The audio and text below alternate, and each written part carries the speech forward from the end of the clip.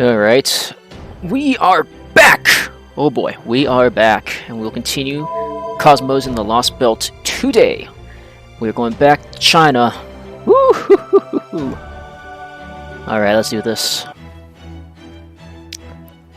And if anyone is curious, I did not get Qingshihua.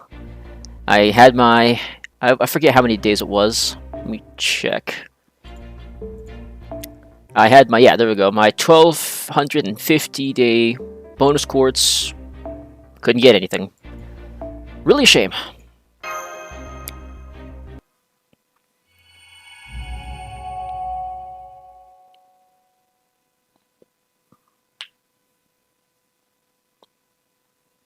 So I'm just going to continue with the story. Amidst the flowers, a jug of wine I pour alone, lacking companionship. So raising the cup, I invite the moon, then turn to my shadow, which makes 3 of us. Wow, okay, that's actually a really neat poem.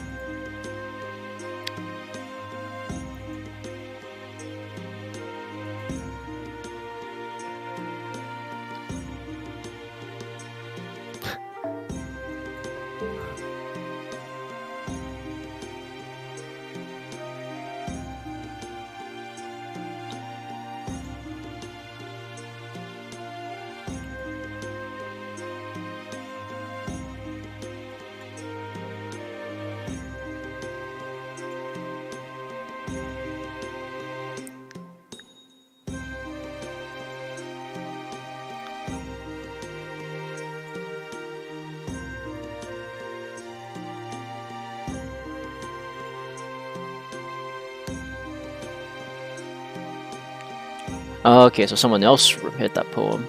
Okay.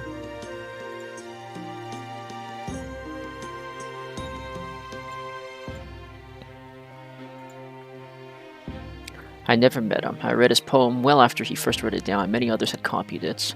Wrote down.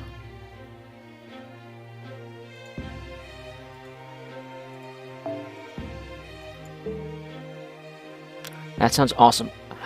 Oh, so these poor villagers don't even know how to read and write.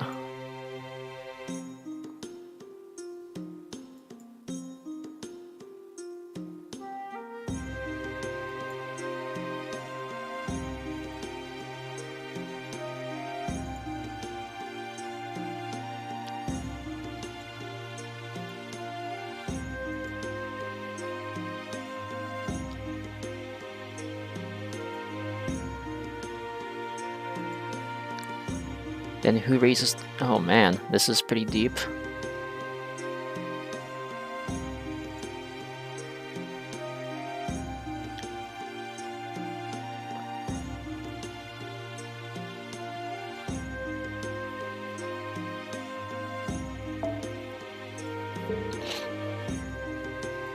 Man, that's actually kind of depressing. Okay, so they never get to meet parents or anything.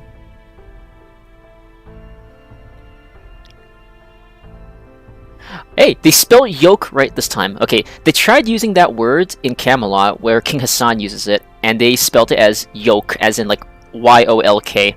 This time they have it right. This is oppression! It is information warfare of a wholly different kind. I will do whatever I must to throw off these chains.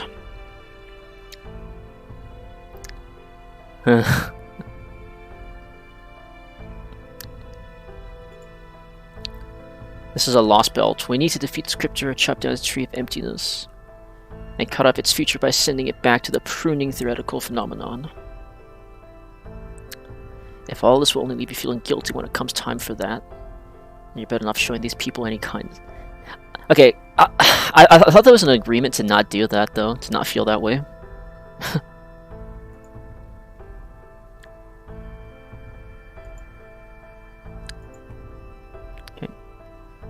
You're wrong, oppressor who has never known oppression.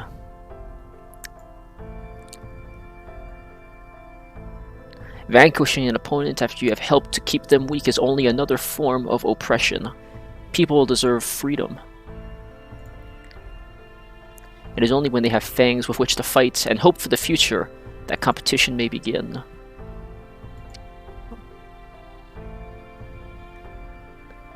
Man, Spartacus sounds very logical and understandable for once.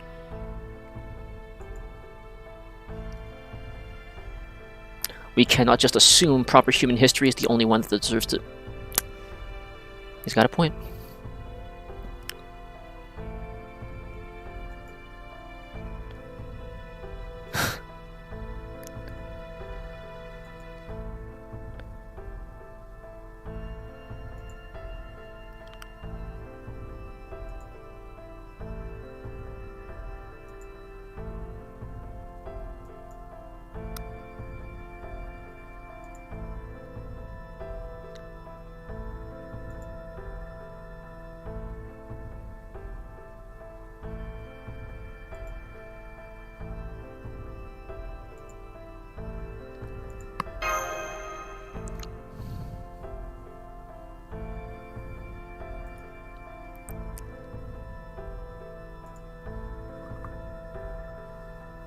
Okay, so basically he's telling you that he'll betray you. Sweet.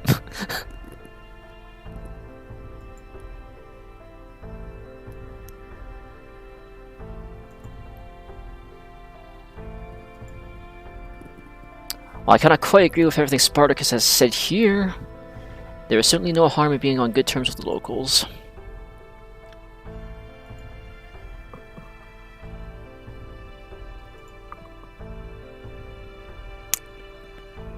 Ah, alright.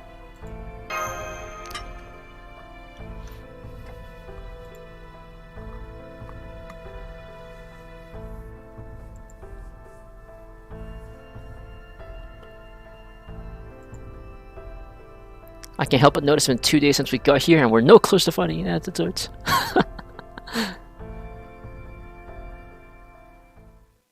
I agree. There are problems. Oh, I should turn on fanatic mode, so... As requested, Your Imperial Majesty, I've determined who I think to be our 2 best warriors and brought them back from Mount Lee. So I see. Well done, Captain. Qing Liang Yu, the fearsome general who hails from Chongqing of Sichuan. Ah yes, the woman who provides the White Cavalry. It is a great honor to serve as your spear and shield again, Your Imperial Majesty. Oh boy.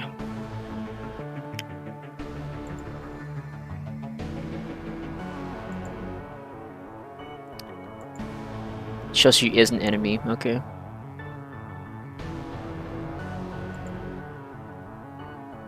We will hold you to that. Our empire faces an unprecedented threat.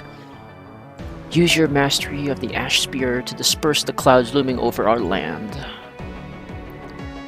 Oh boy. The one who has served you longer than anyone else. Han Xing. Most distinguished Han Xing. I don't know who this is. You are a living witness to Qin's military history. Where are we invading this time? The desert, the ocean, the moon. Our war of conquest is long since complete. Your leadership in the Arctic War was crucial to defeating the Aztec. Oh man, what a history this world has then. Habsburg Empire. Okay.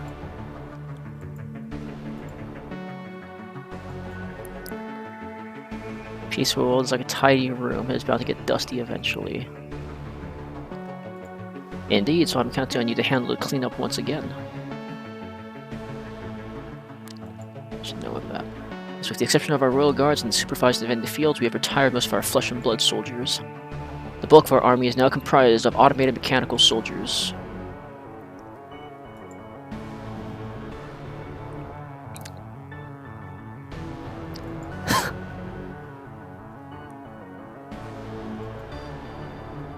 While you are much too unusual to be called genius, tactical or otherwise, we have nothing but respect for your talent. Make full use of your strategic cunning and return with another victory to your name.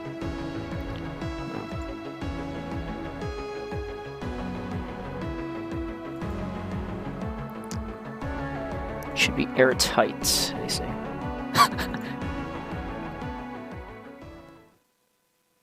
Oh boy.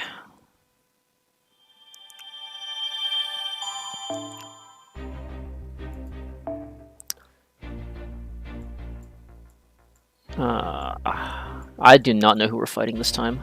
Guess.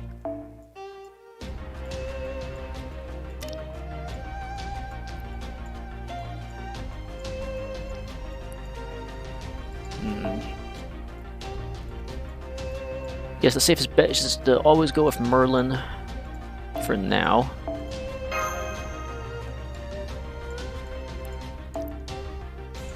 Not you. Okay, there we go. Oh no, he's not. He's not maxed out. Why? Come on.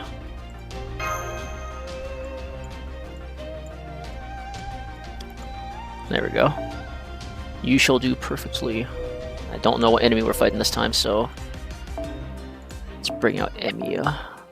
If it's a Lancer, I guess I just cry and restart. But not. If not, we can just do this.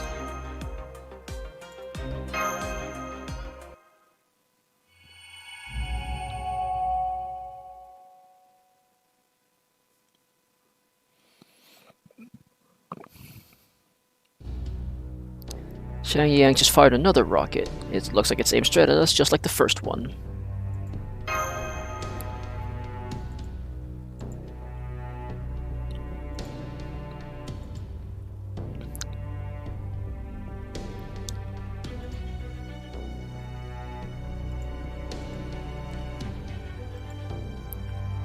When Karak and Afila came to fight us with their servants, they tended to bide their time, waiting for us to be weakened by other enemies. But Akuta hardly waited a moment before coming after us. Why do you think that is? Because there was no one else who could fight? Especially as this world is so peaceful, its people are completely unfamiliar with the concept of war. It may well be that this Lostbelt ruler has no military force capable of engaging servants.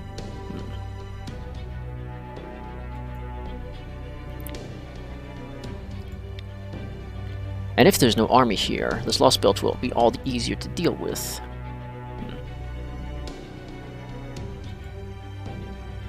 This battle will tell us a great deal about this world's military strength. Oh, Yoshiki, you're done already? Man, everyone's finishing this so fast. I'm so behind now. I'm only on, this is what, like section 6? What's even the point of waiting for it to land? We know it's got enemies on it, right, Master? So why don't we just smash the thing out of the sky? Hoku Genkai!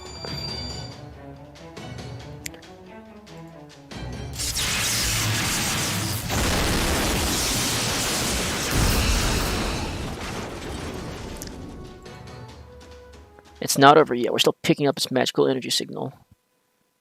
Something's coming out of the wreckage. Threat level minimal. Oh, it's General Grievous.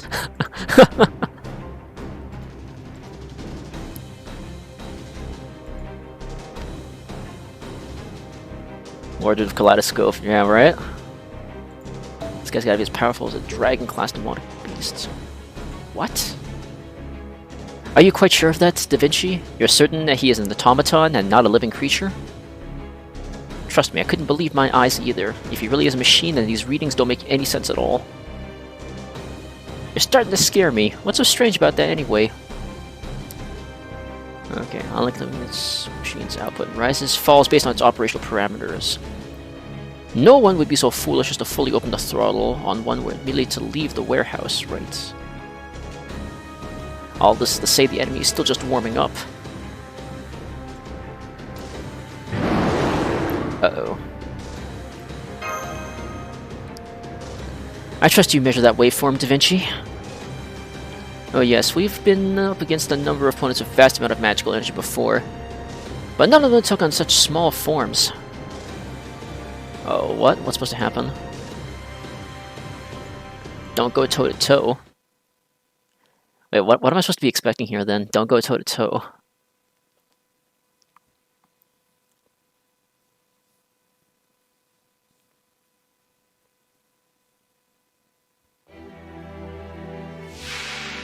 Oh, so he's a berserker.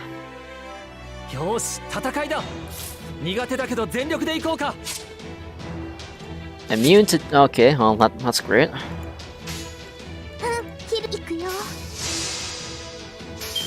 Start with Jack.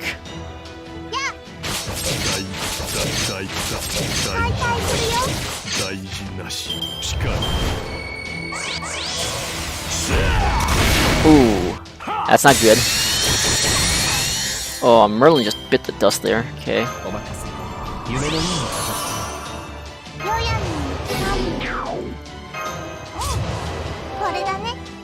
Alright. Ah, crap. Right, I'm poisoned. I forgot.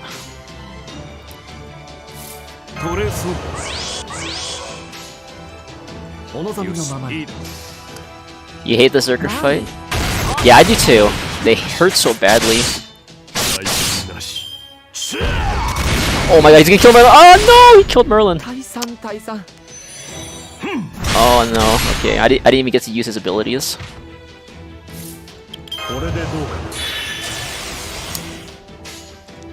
Killed Merlin so fast.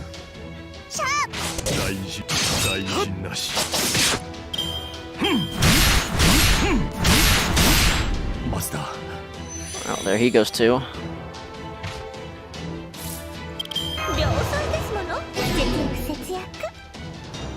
Let's shield. Did not want to get crit by this guy.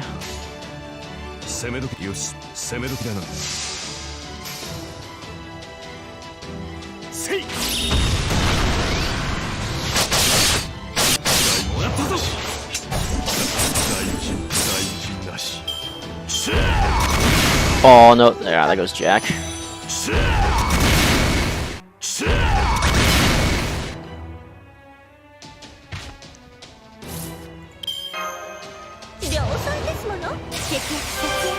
Maybe I should just...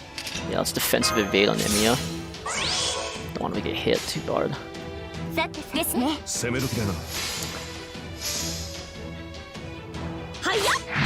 Oh, you tell me we gotta fight this guy again? Oh, that's no good. No! Oh, thank God. What?! No! Alright then, I guess I do it with this then.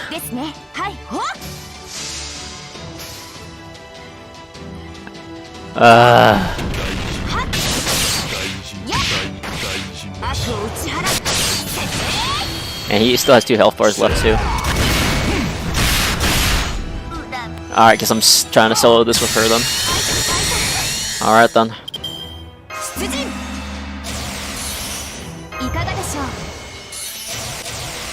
There's no point in healing. Screw, just full on fight.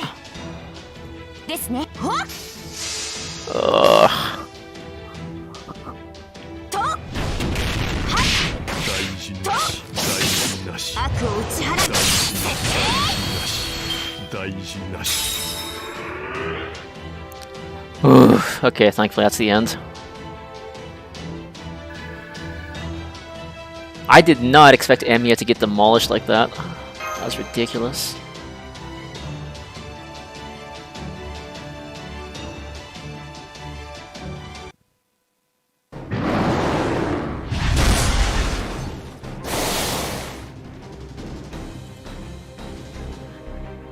Such devastating oppression, how could I not rush to meet it? As they would say. I'll cut you, you cut even you to ribbons if you just run like a jackass.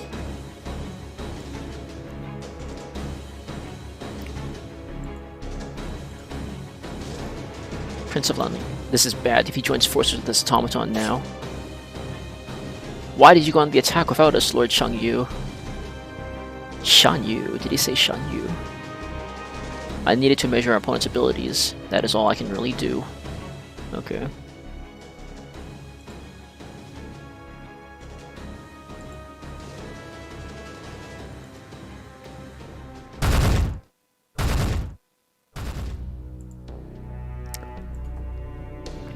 Yeah, more like they'd let us go.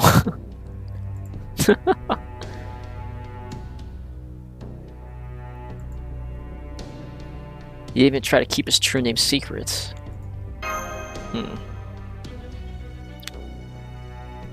So that was Shang-Yu, the hegemon king of Western Chu, who vied with Liu Bang, the founder of the Han Dynasty, for control of China. I don't know who that is, actually. Alright.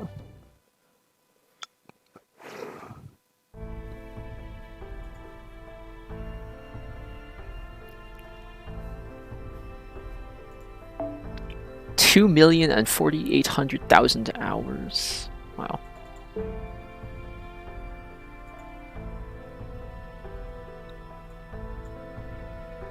The Emperor has decreed I must. Combat may not be my original function, but this frame has since been optimized for it. As such, it is imperative I use it to destroy the Empire's enemies. Man, what a jacked dude.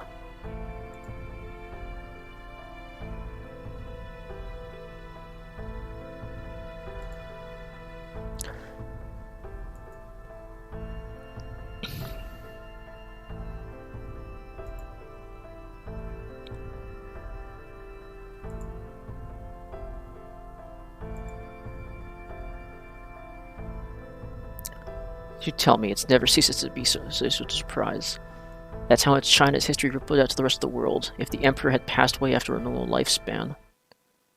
Enough. Merely imagining such a thing gives us chills. Okay. Wow, so he's there, okay. Either he's there or he's communicating with them with telepathy? That's not been clear to me so far.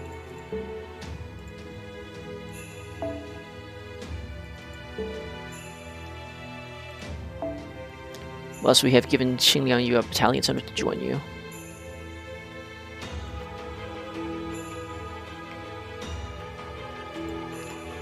Now that we have Lord Chan Yu with us, our victory is a foregone conclusion. I think we should move to eliminate Chaldea as soon as possible. Wow. Your tactical insight, such as it is neither necessary nor welcome. Jesus, that's rude.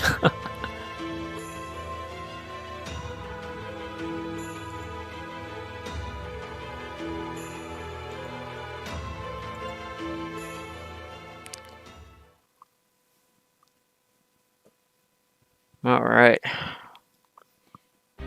So we'll obviously have to deal with him at some point. Oh boy, is this going to be another fight with both of them now?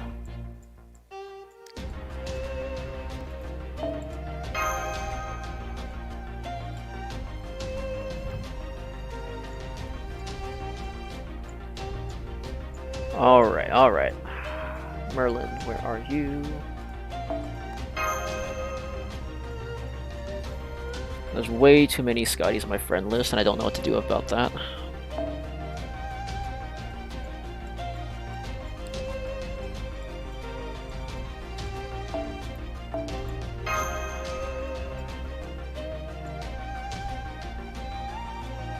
Ah, another person who plays Genshin.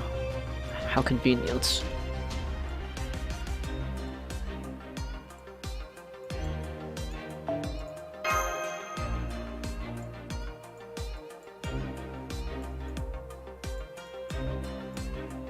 How many times I have to refresh my friend list just to find a Merlin?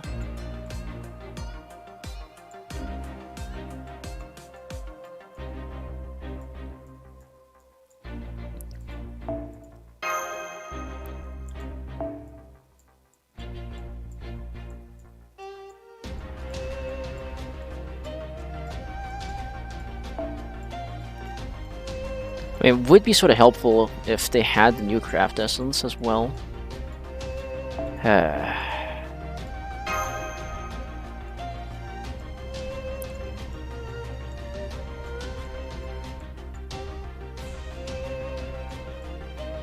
Okay, well, I would, but I do need to have the possibility of using Merlin's Noble Phantasm, so...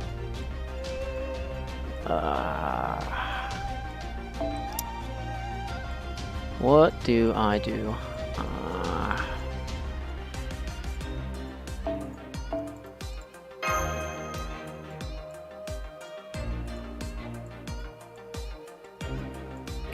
Okay, I guess the answer is I either use Waver or I use the next Merlin I see.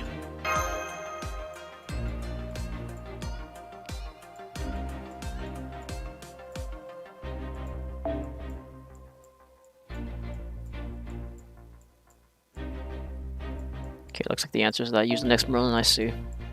It'll be you.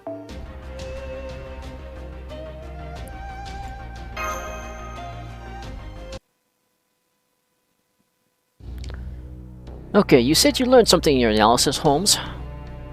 Thanks to the remains of the automata we recovered earlier, I believe I have learned something. With Crown Prince Neza's help, I examined their inner workings, and... yes, they look like me. I cannot do her voice. Their quality, however, is most unfortunate. Their mechanisms only imitate my own. There is much degradation. It pales in comparison to great Taiyi Zhenren's famed work. The sage Taiyi Zhenren and his lotus spirits.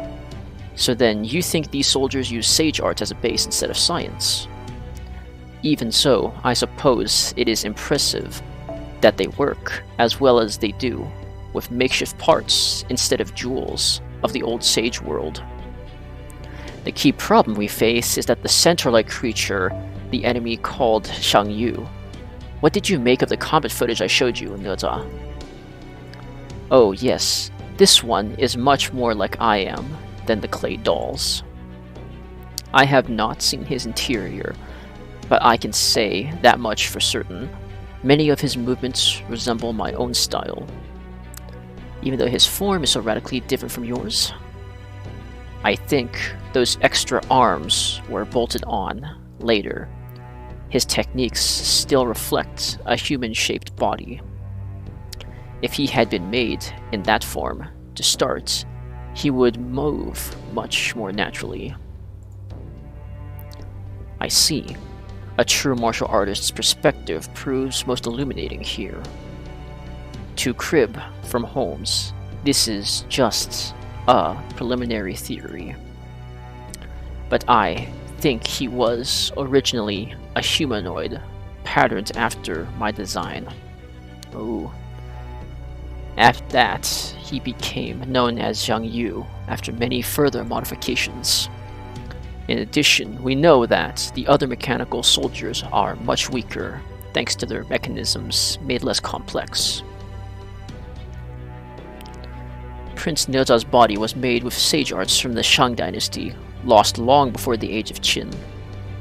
However, if in this world, Qin Shi Huang managed to recover and gain an understanding of these arts, scientific progress could subsequently have evolved them into something wholly different from what they were in proper human history. That could also explain how the Emperor managed to become immortal here, and why this Lostbelt has such unusual technology. True.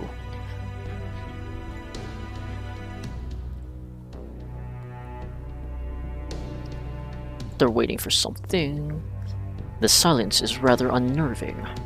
For the moment, I've asked Miss Lucia to take the servants and remain on standby. How dare they treat Taiyi Zhenren's work with less respect than it is due? When next we meet, I will show them the power of my fire-tipped spear.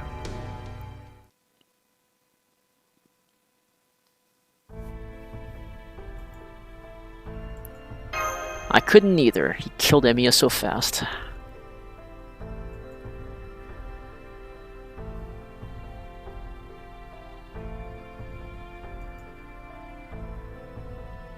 That guy was... how do I put this? His eyes were as cold as ice, a far cry from the mania of the battlefield. They were the eyes of an oppressor if I've ever seen them. He must be defeated no matter the cost. Yeah, he was freakish cool-headed, like he was just calmly assessing our every move.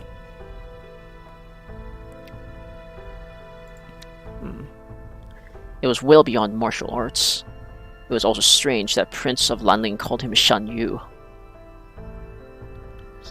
At the same time.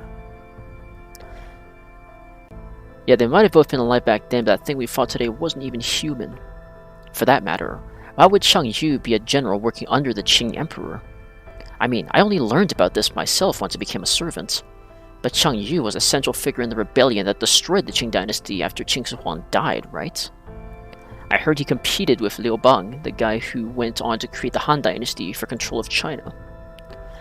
Okay, let's say he was always born to fight.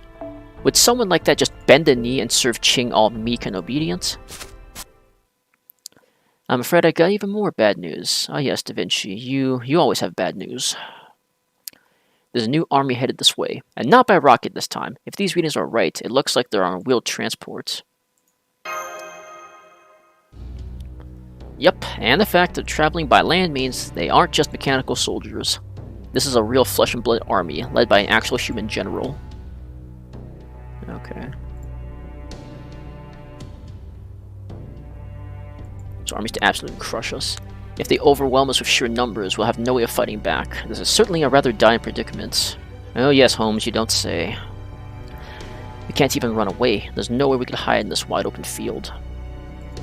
Then we should make the first move ourselves. And you're not here to formulate strategy, especially not without asking me.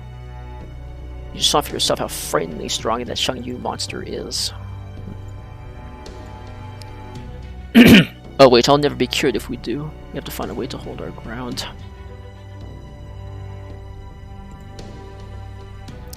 I see our self-proclaimed commander is pretty rattled too.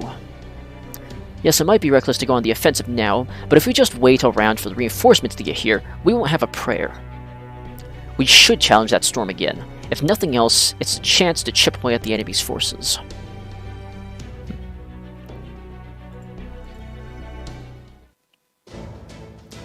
Alright, let's go on the attack.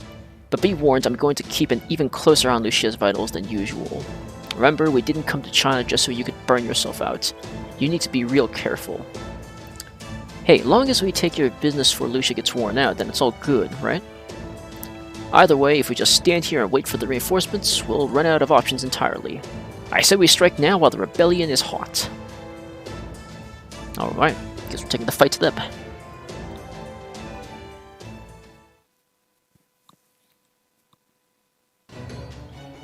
What? They've gone on the attack. That's right, the Master of Chaldea and her servant are charging in like fools. Not even the Emperor would stop us from engaging invaders. Are you sure about this? We could still remain on the defensive until they arrive. With everything. Hello, Zugo. No, the sooner we finish them off, the better. You're more than strong enough for that, Lord Shang-Yu. Very well then, I will do my best.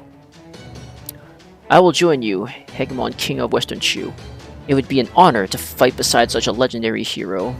Ah, he's so humble. Alright, so what happens then?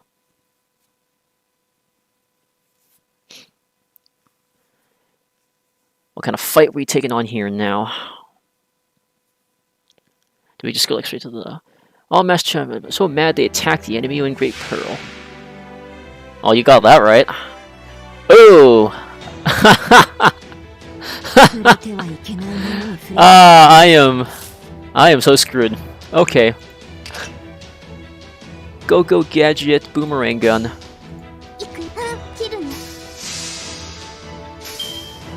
Go Jack, I'm counting on you.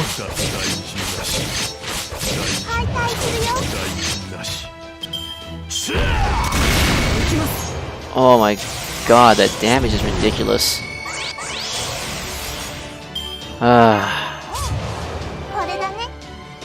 Okay, I need to seal this guy's buffs. And I think I might have to use everything I have right now, because I might not get another chance to do this. 2 turns, it's gonna be a while.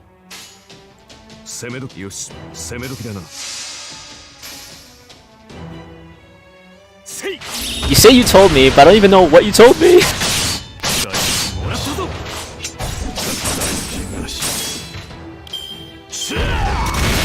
Oh god. I mean, he's gonna die. Oh no.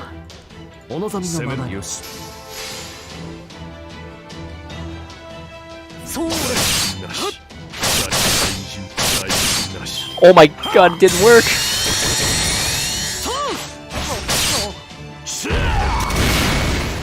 Okay, I guess I learned my lesson. Oh, hold on, is that invincibility for turn? 2 left for 1 turn. Okay, you know what? I can just ignore him for now then. And next time I just hit them both with unlimited blade works.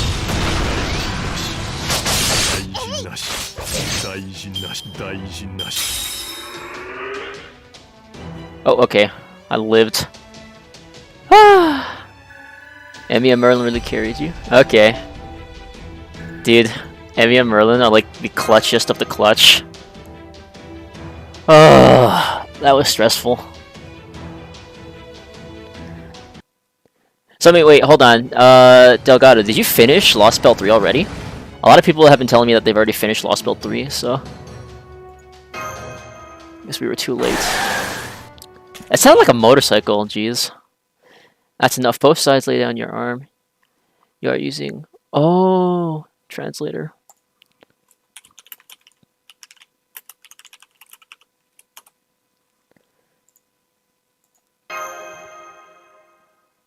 What? But we've almost got them.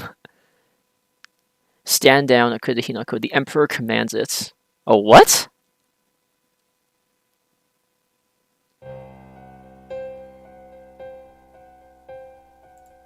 I am as confused as you, Koyanskaya. Don't worry, I'm just as confused. You sped through the Lostbelt and Kazuhak said. It's what I normally do. I normally would do that too, but this time I didn't have time for it because school got in the way. Indeed I was. I ordered her to find the code and lend her aid to whichever side was losing. What? So whichever side was losing? Wait, what? Okay. These barbarians are a threat to your entire empire. Ha, barbarians, is it? It seems you've forgotten what we told you. So far as we are concerned, you and Akuta are every bit as barbaric as these Chaldeans. Be that as it may, we are beginning to get a clear picture of matters here. The quarrel between you, Akuta, and Chaldea has nothing at all to do with us. You merely hope to use our territory as a stage to settle this quarrel, and so we are taking our time to assess both our allies and enemies to determine who truly benefits our empire, and who is merely a useless interloper. Ooh, that's a threat. Ah, yes, that reminds us. What is this dire threat our empire faces? Is it the Chaldeans who have stumbled in like drunkards? Is it an invasion of Shangyang, my capital city? What say you, Hanshin? No, Your Imperial Majesty. The area that poses the greatest danger to the Empire lies outside that massive, impenetrable storm. Then what is currently our most pressing need? That would be gathering information about the world outside the storm. And not by taking a stranger's word, but by sending out soldiers you know and trust. Good, good. That's precisely what we had planned. Okay. How might we go about sending soldiers into the storm to investigate? I doubt the ones who came here on their own will be much help. Whatever ability that let them come from their world is most likely something they can only use on themselves. And what of more recent arrivals in our domain? The Chaldeans seem to... Oh, wait, what? Oh, he's gonna try and hijack the Shadow Border, isn't he?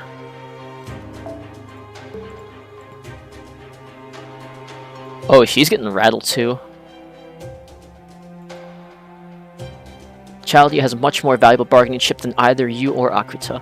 If you wish to negotiate with us, you will need to offer something of far greater value, Tadyun Skapon. That's like Japanese now, jeez.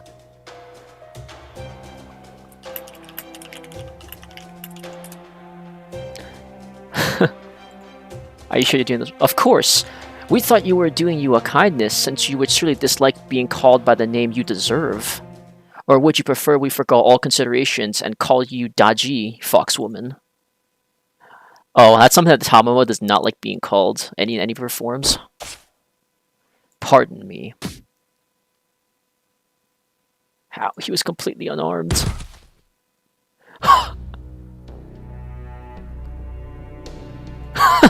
You grossly underestimated our intelligence as well as our Imperial Guard's proficiency in Kung Fu. We are almost offended. Oh man.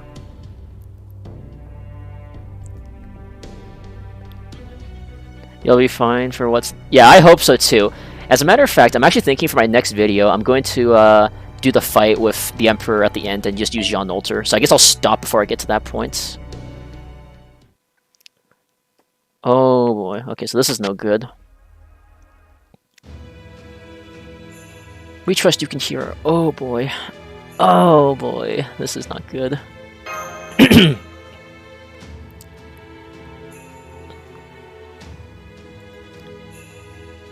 We are merely focusing a magnetic beam upon the girl's shield, thereby causing it to vibrate. What? We presume you prefer your skulls not rattled directly, yeah? I hated that fight so much, I just had to actually work for the win instead of pulling out when Evia crits. Which fight? Are you talking about the one I just did, or are you talking about the ruler one? The voice of an empire, then does that mean? You're prepared to hand over this koi as something or other person you have been seeking so desperately. Correct. However, in exchange, you must agree to let us examine that vehicle of yours in detail. That if they're going to beat you up anyway, the enemies are more powerful than expected.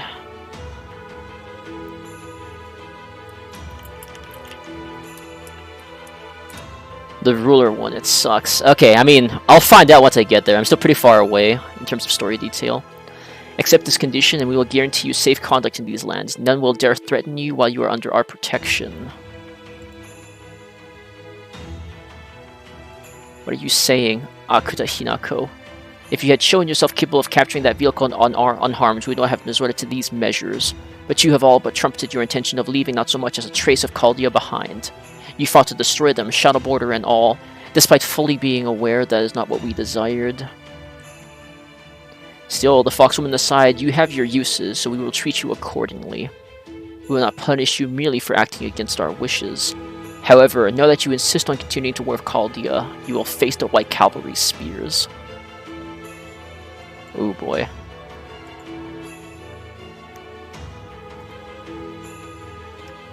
For now. Now that we have all the time to calm down, what is your answer? Oh, and do note that our audio is not as cryptic as our video. When you wish to speak to us, make sure you face directly upwards and raise your voice. Oh man, Holmes is going to take this deal for sure. Even if that option may cause other problems down the road.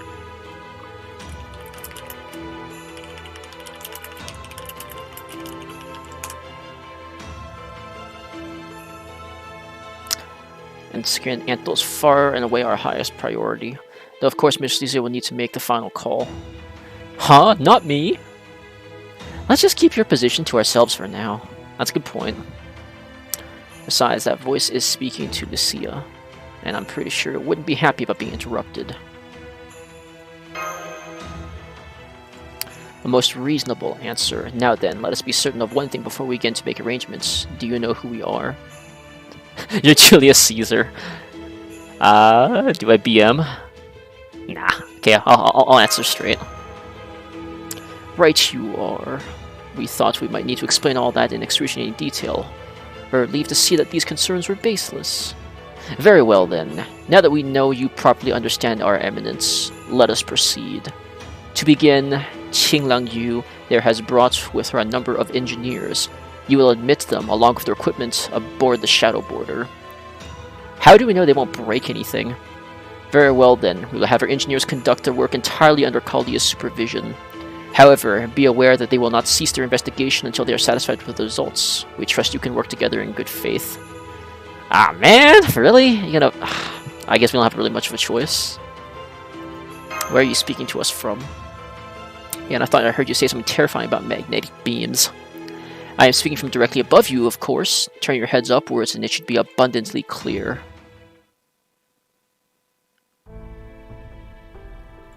Oh geez, the Great Wall.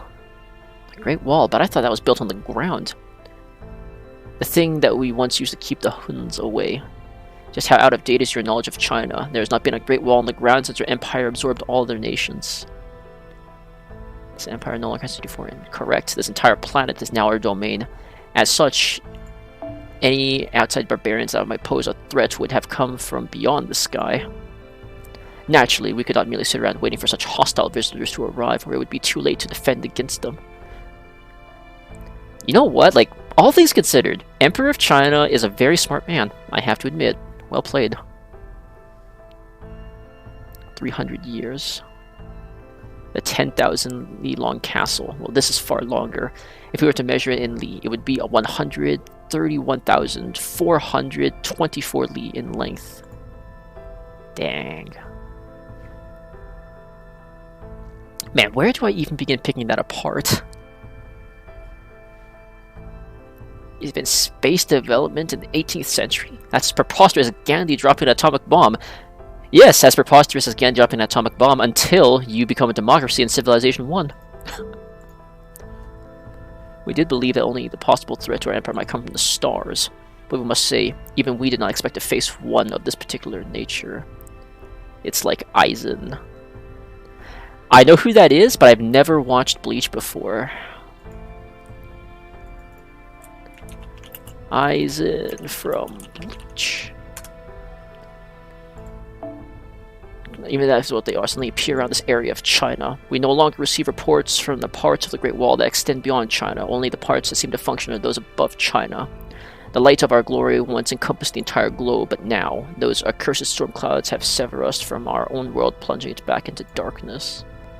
This is a tragedy. Without our guidance, the people will regress back to a state of chaos and violence. Thus, we must once again bring peace and harmony to the rest of the world.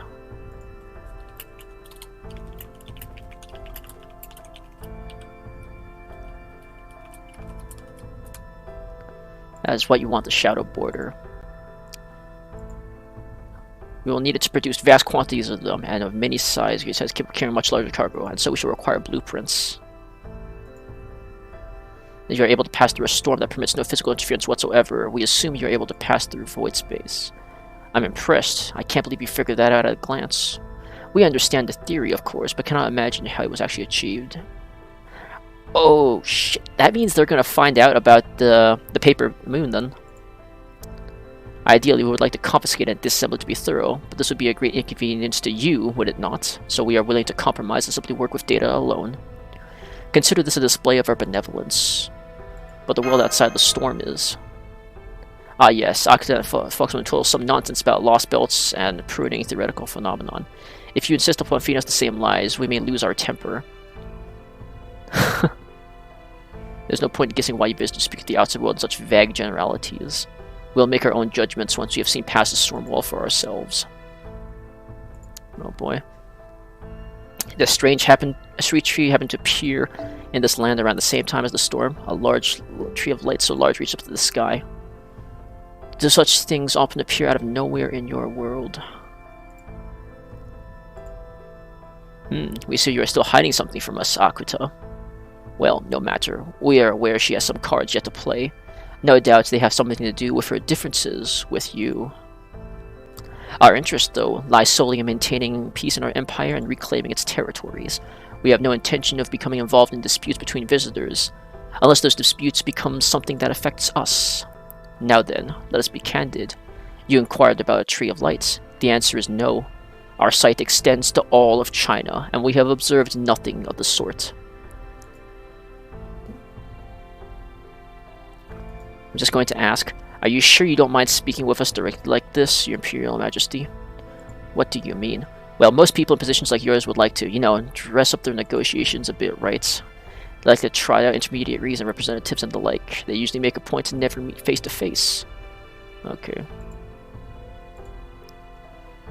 What a strange thing to say at this point. We see, in your world, monarchs are so insecure that they refuse to permit themselves to be seen for fear of seeming less than perfect.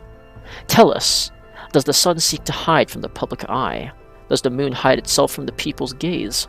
We are the Emperor, the Child of Heaven, the celestial existence who reigns over all our citizens. That is why we permit them audience. Just as the sun's light bathes every corner of the earth, so too does our glory shine upon every person on this world who looks up to us. Wow. Confidence, I see. Confidence.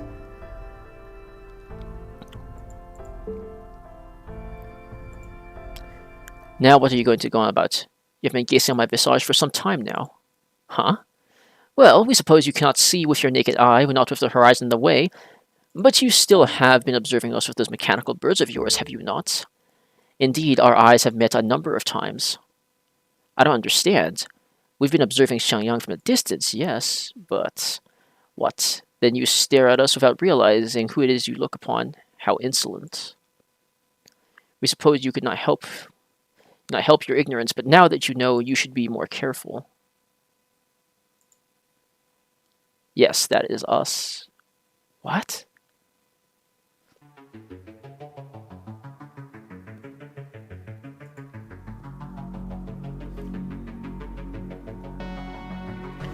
Now we should never touch the ground again. Oh, so he doesn't even have a physical body. Wow. We are the first and last emperor, the immortal ruler who shall reign over this world for all of eternity. We are Qi Shi Huang. Oh boy. What are you talking about? It's clean already.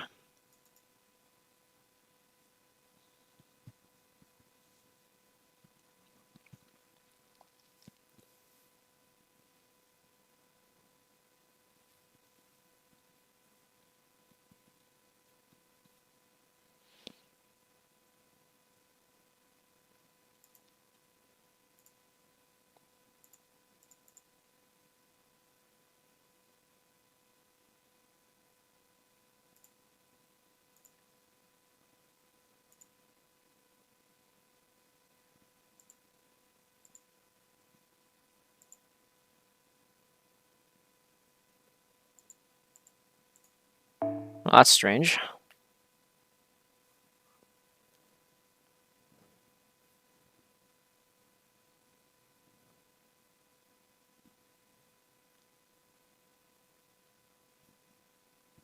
Lost connection. How could this be?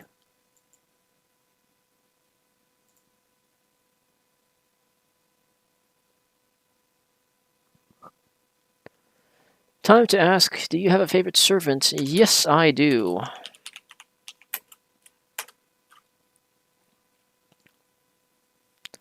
Yes, I most certainly do. And I do not know what the heck's going on with my Wi-Fi. Guess I better get that fixed.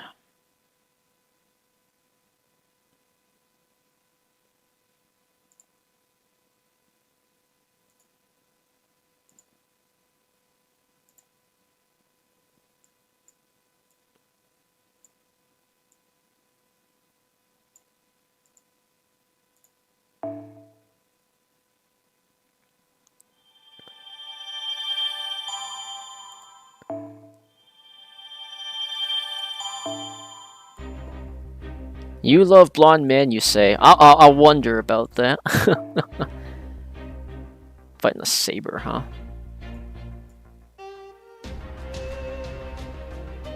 Oh, so if I resize my window, it automatically does that. Okay.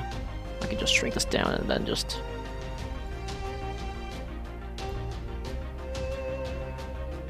What's that? Okay, that should look better.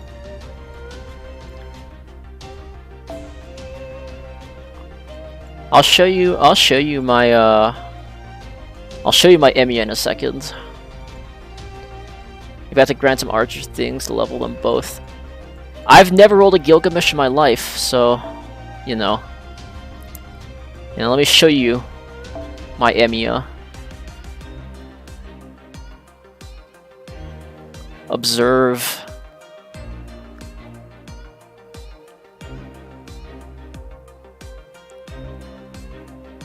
And once I get the command codes that I need for him, right now I'm just using the generic ones, but once I get the ones I need for him, he'll be super jacked. Anyways, let's get this fight underway. Section 7. I think there's 16, or is it 20 sections? Where I'm still quite a while away from the big boss fights, so... Immortality. That one just didn't even occur to me. The Emperor must have worked out some cybernetic breakthrough way back in the BC era. I wonder why technology this Lostbelt is so topsy-turvy. I mean, the command codes are going to take a while to come out, though, so I don't know. Definitely going to be a bit. Abandoned the Dungeon's aspirations, found a way to another way. Okay. Or Taoists, mountain sages, or hermits, if you'd like, who sought eternal truth.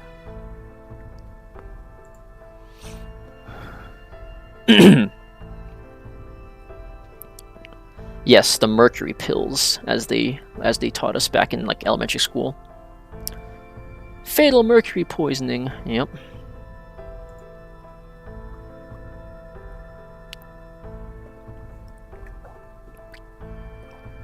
I didn't even know that Nails had died, though. That's a surprise.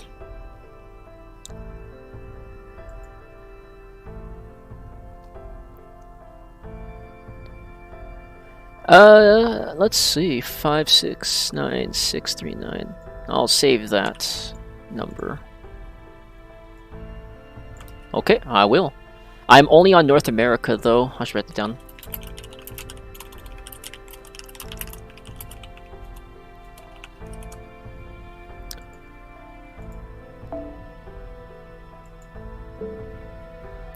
From there, if the Emperor was able to stamp out all dissent and the rest of China continued ruling, resulting in the height of its power, conquering the rest of the world seems only a matter of course.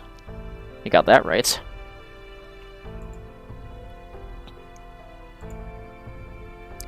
What if you guessed that a Lostbelt's ruler would sever ties with its cryptor in favor of negotiating with us? That said, what do you make of the request to examine the Shadow Border in exchange? It's definitely a risk. I mean, we didn't so much as tell the other Lostbelt factions that zero sailing is even a thing. The Russian and Scandinavian Lostbelts both seem to have their hands full of their own affairs. But China is different. Quite so. This empire is under the impression that the rest of the world is part of its domain, and the storm is responsible for severing their ties to the rest of their land. They see the situation as an unprecedented disaster, much like we did with proper human history being wiped out of existence.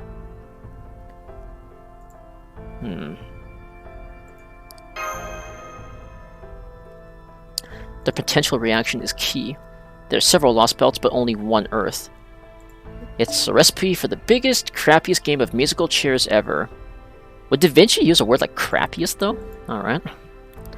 Since there's no way for all these different civilizations to coexist. Instead of existing in parallel worlds, they all have to fight and exist on the same Earth. So the Lostbelts that aren't preoccupied with just scraping by are eventually going to have to fight others if they want to expand their territory further. I did think how do you pronounce this guy's name? Kirstaria? I just call him Wodim because it's easier to pronounce that.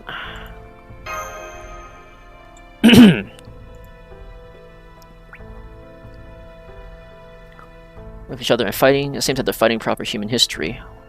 Would Kirstaria do this?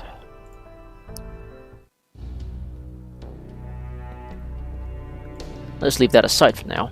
The salient point at the moment is that all the Lostbelts will eventually be competing with each other for survival. Right, and while proper human history may be at a disadvantage if all its territory is gone, there's still one thing we have that the Lostbelts don't. Okay.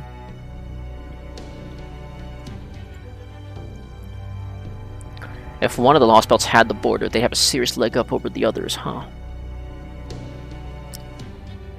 Yep, it is almost Christmas time.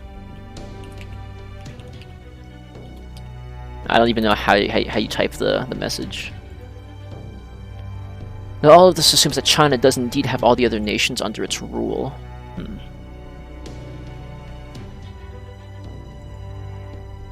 This could be our big chance to swoop in while the other sides are weak from fighting each other and take the prize for ourselves. I'm afraid not, Mr. Gordolf. The outcome we need to be concerned about is Qing Shi Huang gaining an overwhelming advantage thanks to the Shadow Border's technology. On who? Nero?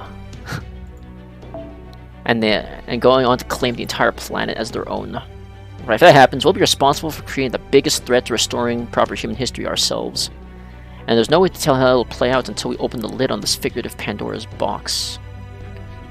So no matter what we do, we're taking a big risk. There's also the possibility that we become collateral damage when the Lostbelts begin to battle one another in earnest. Still, while we cannot rule that outcome definitively, it's far away enough that we can worry about it later.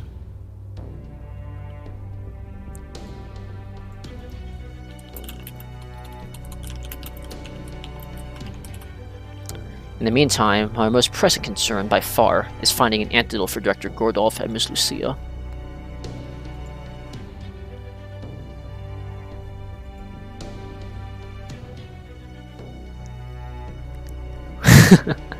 Emmy Assassin's good though, like, that's a fair trade-off, like, it's hard to choose between one or the other, right?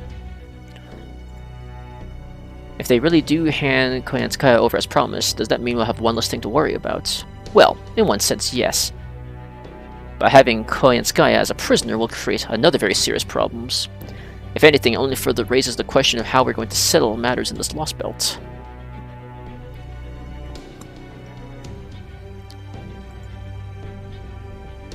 Hinako doesn't know either. What am I saying? Of course she does. I mean, it's her job as a cryptid to protect this world's tree of emptiness with her life. Quite so. Her behavior has been most peculiar from the beginning.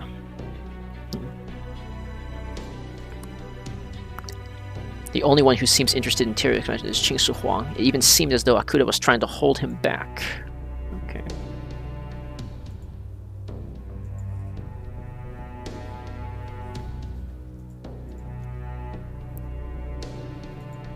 I can't tell if she's being reactive or proactive. Keeps on option. How are you listening in right now?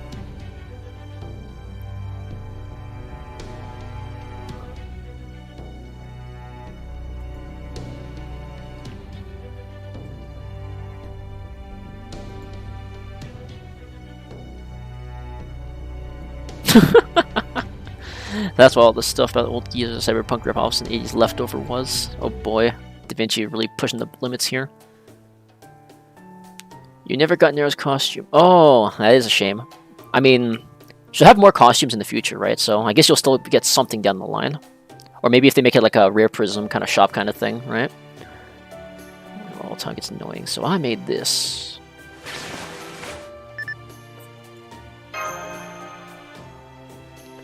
Stealth module for your new mystic characters. Which also reminds me that we're no longer getting Narrow Fests anymore, so... Ugh. And now we have Gill Fest. I tried modeling off of Robin Hood's No Face Make King. Oh boy. Basically, okay, basically Da Vinci can invent anything. That's all I need to know.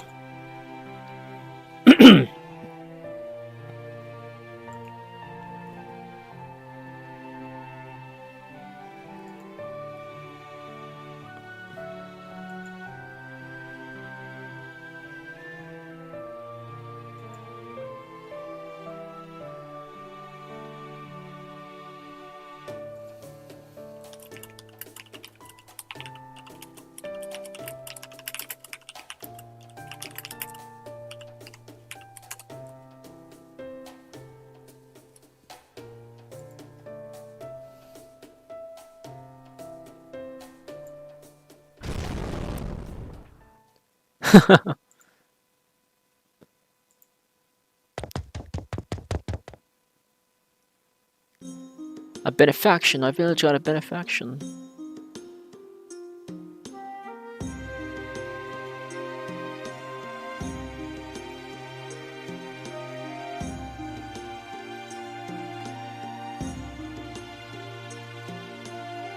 You mean kids never get them?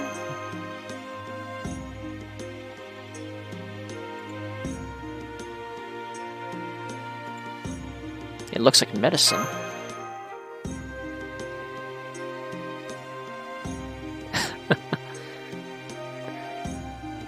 Oh good, like a dream come. Wait. So these guys are actually just being given drugs. No good. Is that so? Give it here!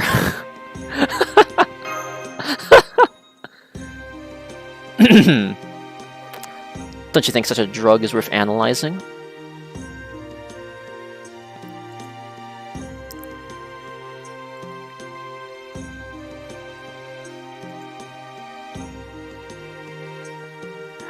I actually just expected Holmes to like just chug down whatever that was.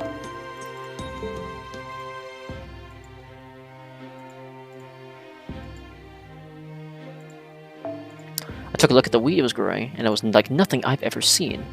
In fact, I can't even be certain if it is wheat. All I can say for certain is that it has been heavily mollified.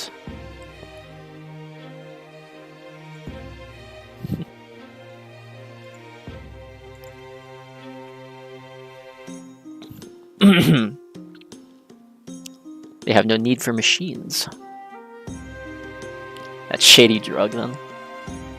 Hey, you know what? Like, I say I'm fee to play because I only roll for the guaranteed 5-star banners. Like, that's okay to do, I feel.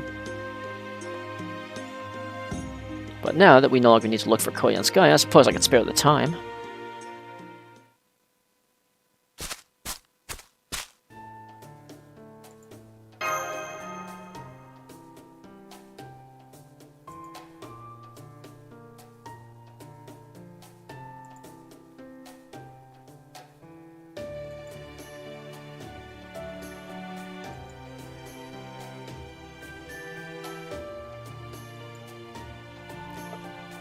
The other... Oh, she caught herself! She caught herself!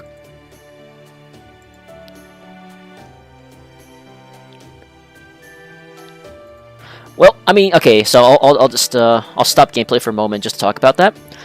Because I've heard stories, like, one of my last viewers, what was his name? Yoshiki, yeah, like, so they were talking about how they know people who've spent, like, hundreds of dollars for rolls on the banners, right? But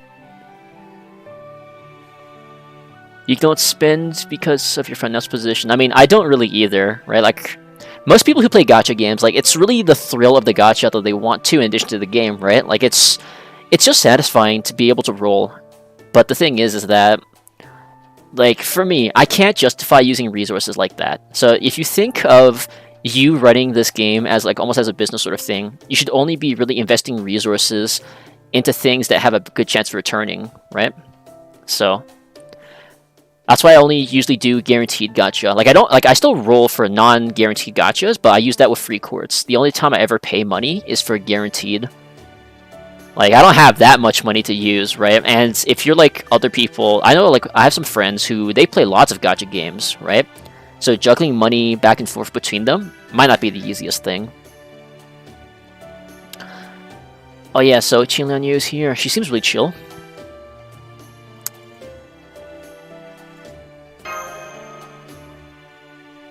History of your own world is entirely different from ours, isn't it? Qing's reign ended quickly there, and that numerous other dynasties sprung up in its place. Here in this world, the only emperor I know is Qing Shi Huang, who reigned for the last 2,200 years. It is a great surprise to us. Immortal 2 by any chance? Of course not. I was just permitted to sleep in Mount Li after my accomplishments in the Bozo Rebellion. Here at the Empire, any warrior who makes a name for themselves is put to rest in times of peace, and is only awakened again when they are needed. Cryogenic freezing. Yeah, that's what it was, because that's what the test tube things look like.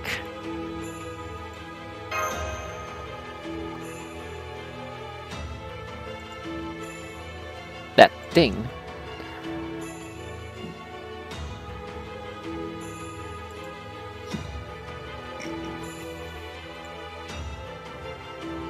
It's not a living soldier. You could say it's the ancestors of the mechanical army. Oh boy. It's composed of dolls. And you commanders from the past were unfrozen in order to lead them. Okay.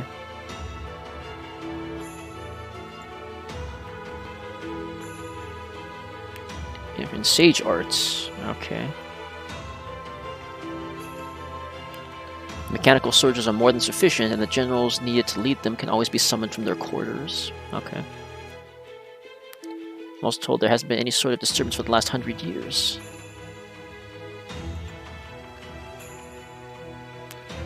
War was only something I ever read about in history books. I mean, wars can only be fought between countries, right? But there haven't been any countries besides our empire for over 800 years. The only reason I took up the spear was to help put down revolts. Ooh. To understand them due to my lack of practice in... Okay.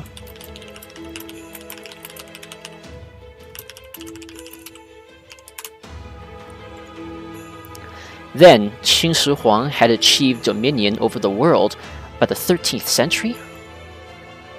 We started implementing gunpowder well before any other country, so no nation was able to oppose us. The discovery of the Fusang tree was a big help too, as it helped us make huge leaps in our medical science. Basically, this is what China wants in real life right now, I bet. But that would require a lot of effort too, so... It's all thanks to most glorious and majestic heavenly emperor abandoning mortal flesh in favor of a holy, undying vessel. What's the Fusang tree?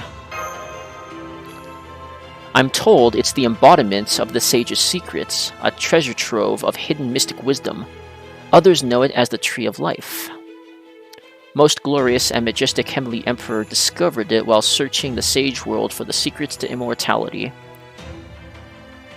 Yeah, that's okay. This title is really awkward to say in English, so I'm assuming it had a Japanese, like, 4 or 5 character equivalent.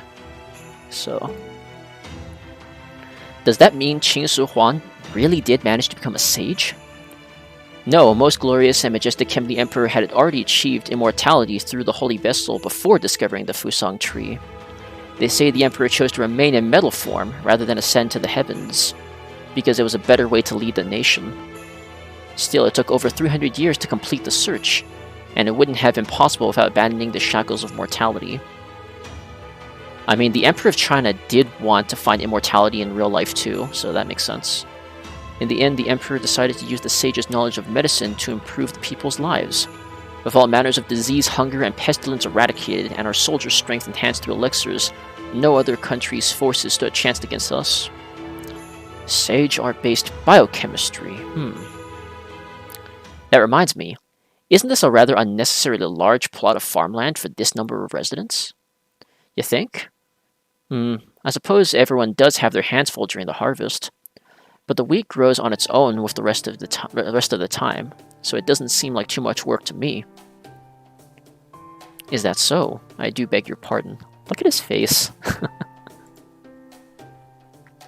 I merely thought that all this wheat might result in quite a surplus, given how many people live here. Perhaps you take on more than half of the harvest as a form of taxation. Of course, everything the village can't eat is taken to Shanyang. No, not especially. Aha, now I see. I take it wheat is still only grown for food in your world. Is that not the case here? Wheat is the key ingredient for ethanol, the Empire's most...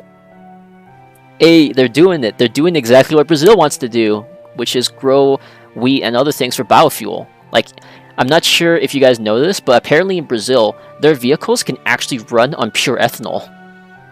So, just another food for thought. Well, don't I look a proper fool? I was so completely taken in by appearances, so this rather mundane-looking wheat field is actually used primarily for growing your fuel source. I did hear that the world you all come from has a completely different history from ours. I can only speculate, but I gather the world you come from must be a cruel and unforgiving place. What makes you say that? Both you and that young lady are, I do hope this doesn't offend you, but... Neither of you look as though you enjoy fighting. You have such kind eyes, so much so that I can scarcely imagine you in any quarrels to begin with. And yet, that weapon the young lady carries looks to be so heavy and dense that even the most seasoned of our warriors would have difficulty handling it. What's more, I can tell she wields it as naturally as if it were an extension of her own body. That people such as yourself have been forced to become adept at combat at such a young age. Well, that says a great deal about how harsh your world must be.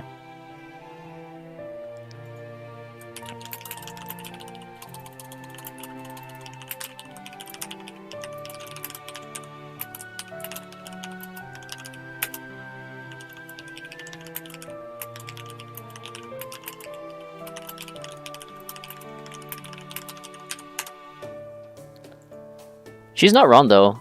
Actually, like, Qingliang used, like, pretty much on the money for that, because someone as young as Mash really shouldn't be, you know, fighting in soldiers.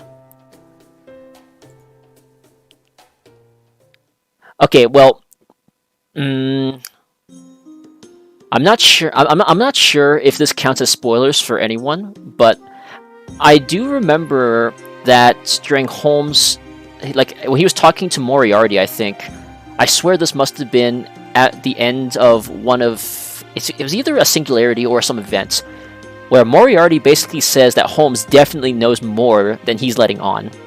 So, Holmes knows something that the other characters don't, but he's not telling them.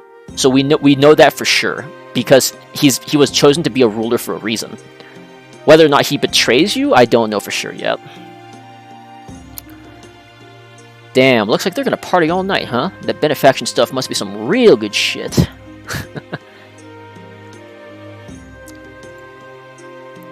What's going on, man?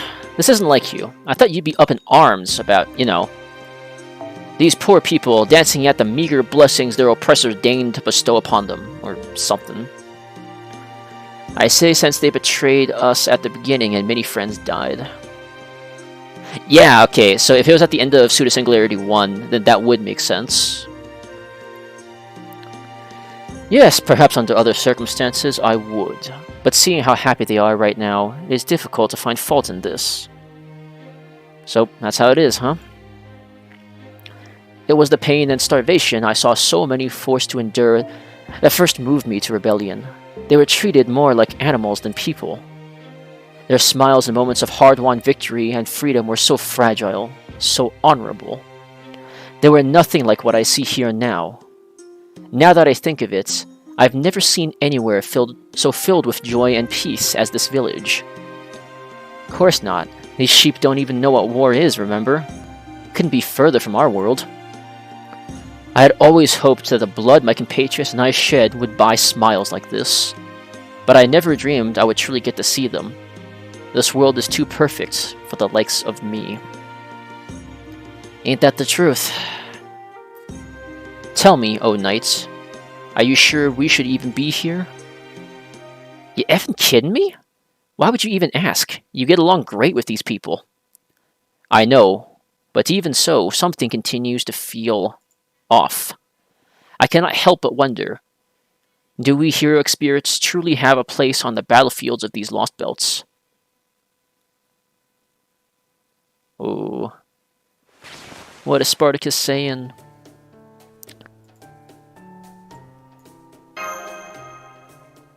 Yes, I'm afraid my nerves are still frayed from the battle we fought earlier today. I'm glad we survived thanks to Chancellor Huan's interceding, but it was still too close for comforts.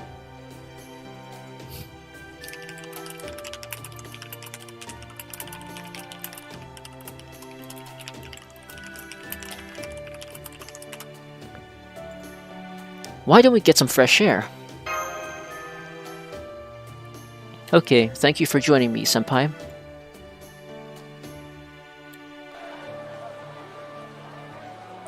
I see the villagers are still enjoying their festival. I guess these benefactions must be a huge cause for celebration. Holmes said he suspected they might be a luxury good, much like alcohol in our own world. Yeah, I was thinking the same thing too. This is like... Has anyone watched Code Geass? Code Geass... Refrain. Does anyone remembers what that stuff is? Ooh. Maybe our perspective is off there since we're used to Holmes' habits. Anyways, it looks like they're going to keep the Shadow Border investigation going through the nights. I hope Da Vinci will be okay supervising them. Yeah, it feels like forever since we've last had free time to ourselves. This Lostbelt is really peaceful, isn't it?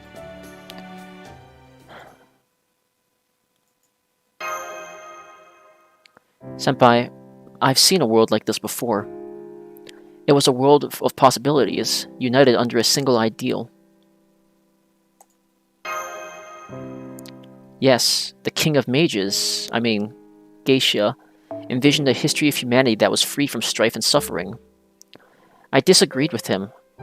There was something about a world, completely lacking any pain or adversity, that just felt wrong to me. But now, the way people live here seems so close to that world, yet it's still rich with life and the sense of Earth. These people aren't illusions, they're just as real as we are.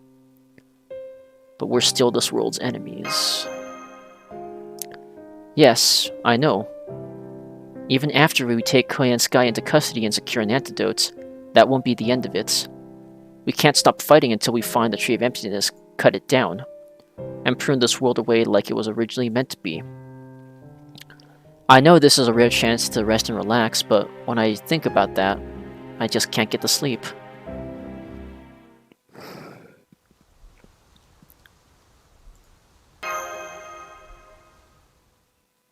Huh? What's happening? It would seem I missed my chance. I thought it would be easy to kill you under the cover of darkness. I underestimated those who have spent their lives dedicated to the art of war.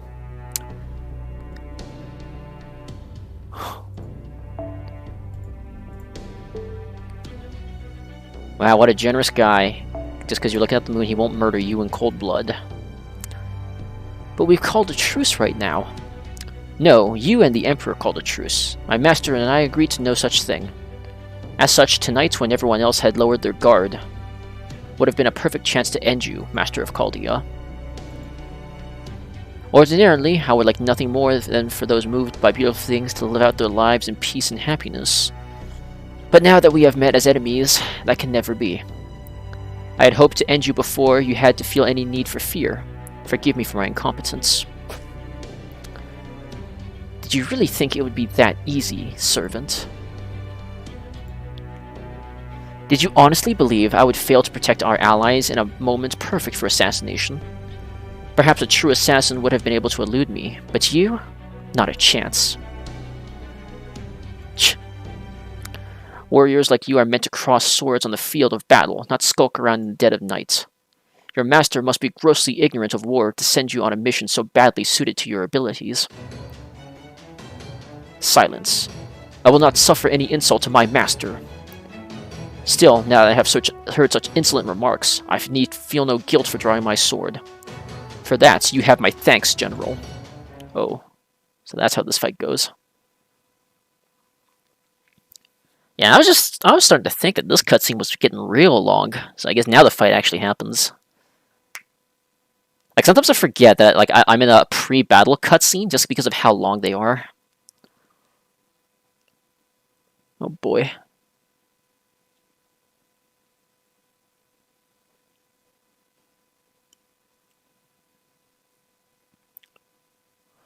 Okay, so I kind of like Cont's guy, but just a little. I know she tried to kill me with the anti-material rifle, but we're surrounded by people who can kill us at any moment, and those who can do worse. I mean, she's one of the Tamumo 9, so if nothing else, I guess she's reliable. And is my internet crapping out on me again? Looks like it might be. Like Wu and Elizabeth.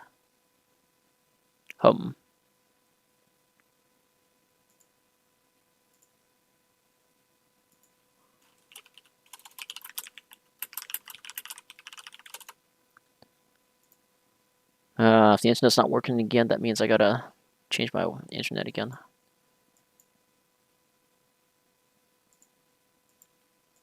Okay,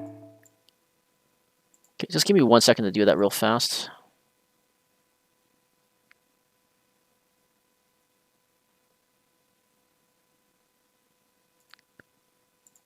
Okay, that should bring that back to Fnatic mode. Go big.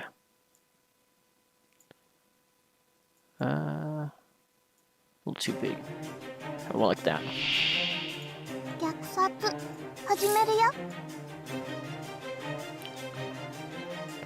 Okay, so we're fighting these guys, huh?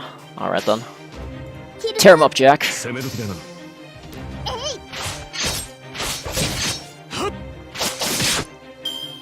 I forgot to ask, Delgado, do I have you on my friends list?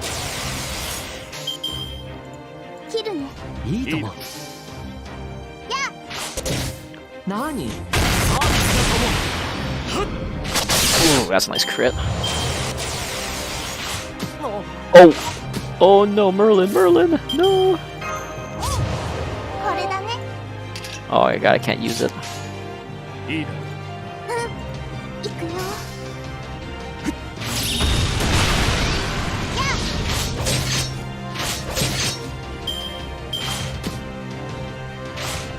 Name DJs. Yeah, no, I don't think I do. Well, if you, Ooh, I wasn't expecting that, that's bad. I was just gonna say that, if you want, I can add you to my friends list too. Not sure if I have anything. I'll show you my support list after this quest, and then you can decide if you want to or not. Oh boy, this is gonna be rough.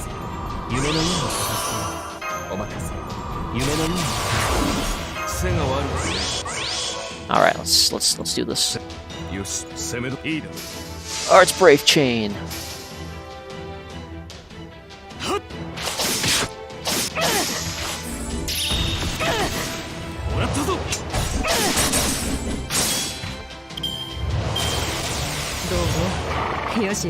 Oh crap.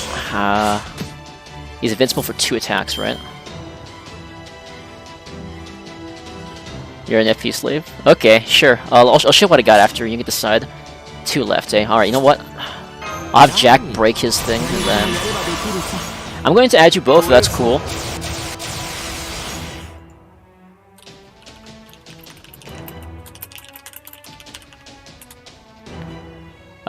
Let's see here. Alright, so Jack can do the first... Oh, hold on. What if I... What if I... There we go. There we go. I am the bone of my soul. I'll lay walk. Nice. I just gotta hit them with big crits. Dance of the White Tide, get critical rate up. I can just, Ooh, no. Leave Merlin alone, you bully. Alright,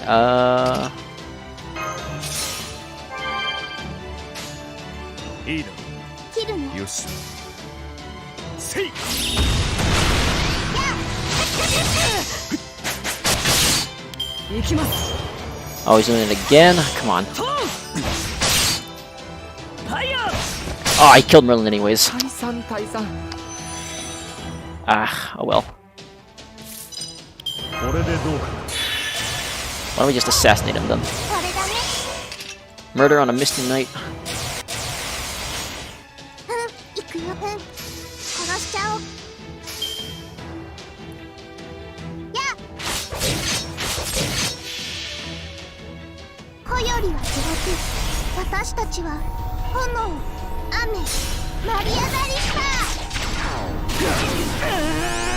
That worked. Sweet. 勝利の天秤はこちらに傾いたようです。お疲れ様でした。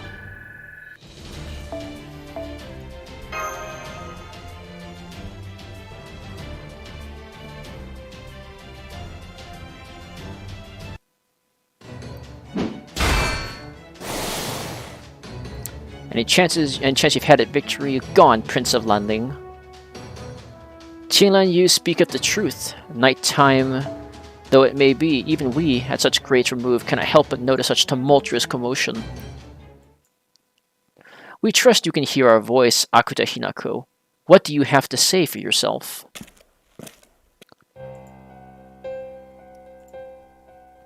I know you may not understand right now, Your Imperial Majesty, but I promise that everything I've done has been for the prosperity of your empire. Is that so? That it would seem you indeed have no intention of honoring our wishes. Now then, what to do with you? We doubt the threat of beheading would be enough to cow you. No, if we are to punish you, then we must take something else away.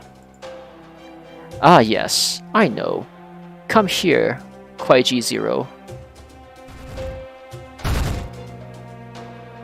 Wait, what? Kwaiji Zero? What's that even supposed to mean? You summoned me, Your Imperial Majesty, Shang Yu. We did. Rip your core out of your chest and smash it to— Wait, what? That makes no sense. Alright, well, let me just add your code here.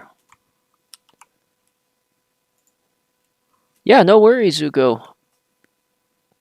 I'll be here some other time if you can't make it back as well. Rip out your core and smash it. Wow. As you wish, Your Imperial Majesty. Wait, please wait. I'm sorry, please, anything but that. Ah, so you're able to plead for forgiveness. You must be quite attached to that machine indeed. Akuta? Please, have mercy. I swear I will serve you faithfully from this moment forward. I'll do anything you ask, anything at all. Please just spare his life. We will hold you to your words, Akuta Hinako. Know that the only reward for defying our will is fear far worse than any mere death. Yes, Your Imperial Majesty, I swear I will never go against your wishes again. Oh shit. What happened? Why did she care about him so much? Well done, Qingliang Yu. You need not concern yourself with that woman any longer. Understood, Your Imperial Majesty. I suggest you return to the cap and retire for the night. Senpai, let's go. I have no clue what I just witnessed.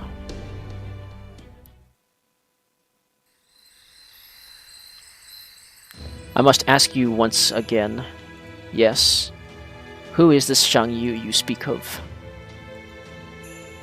To answer that, I will need you to tell you another very different story first. The one where the Emperor died before obtaining the Holy Vessel. That's right. After the Emperor passed, the quest for immortality was seemingly buried with him. You were no exception, as you were kept hidden away in the secret Kuaiji laboratory. But someone found and reactivated you, a man by the name of Shang Liang. He went on to become one of the many people attempting to rule China for himself after the decline of Qin. Then, in this history, I fell into rebel hands. Shan Liang wanted to use your superhuman abilities to further his own ambitions, so he gave you the surname of Shang, the first name Ji, and the courtesy name of Yu, and presented you as his nephew, despite knowing that you were not actually human. I'm so confused now. True, I was only given my current combat frame long after I was first activated. My original chassis was entirely humanoid. No one ever suspected Shang Liang was lying. The thought simply never occurred to them. The Emperor had based you on Tai Zhenren's creation. A machine as advanced as you was beyond anyone's imagination at the time. Then I was treated as a person rather than a device. Given your appearance, no one had any reason to suspect you were anything other than human, regardless of how exceptionally skilled you may have been.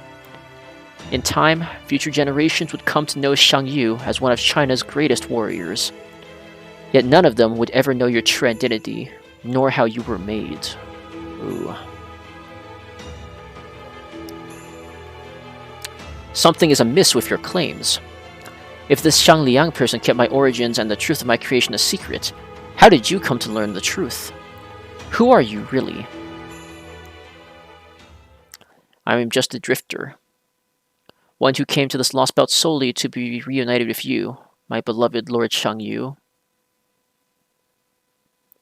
What?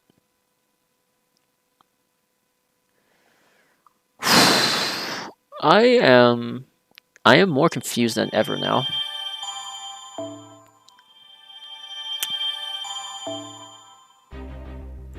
Okay, as for... I'll show you my support setup now. This is what I got. And then... well, you've seen enough now, but... I can show you my... so here's my Spear Origin list. I will want to do a formal tour of Chaldea sometime, but, you know. I have a bit of a roster, as you can tell. Of course, my two greatest achievements are this guy and this guy. See, Gramps is a great man. You know, he's only MP level 2, but you know, we'll get him up to date eventually, I hope. And then for my other level 100s, we're working on the Altria right now. She'll be as strong as she was in Fate's Day Night soon. But we need that MP level increased. And then, who's my other level? Yeah, John Alter. So this is who I'm going to take into battle against Qingshi Huang once I get to that level. Speaking of which, I should revert her back to her second ascension. First ascension, yeah.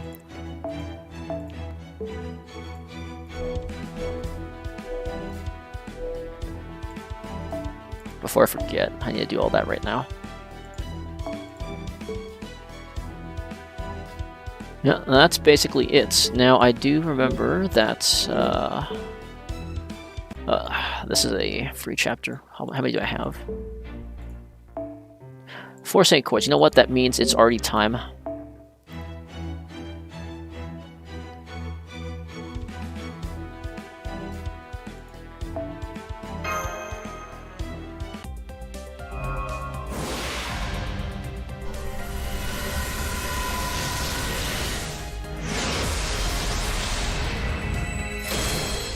Just a rider, Alexander.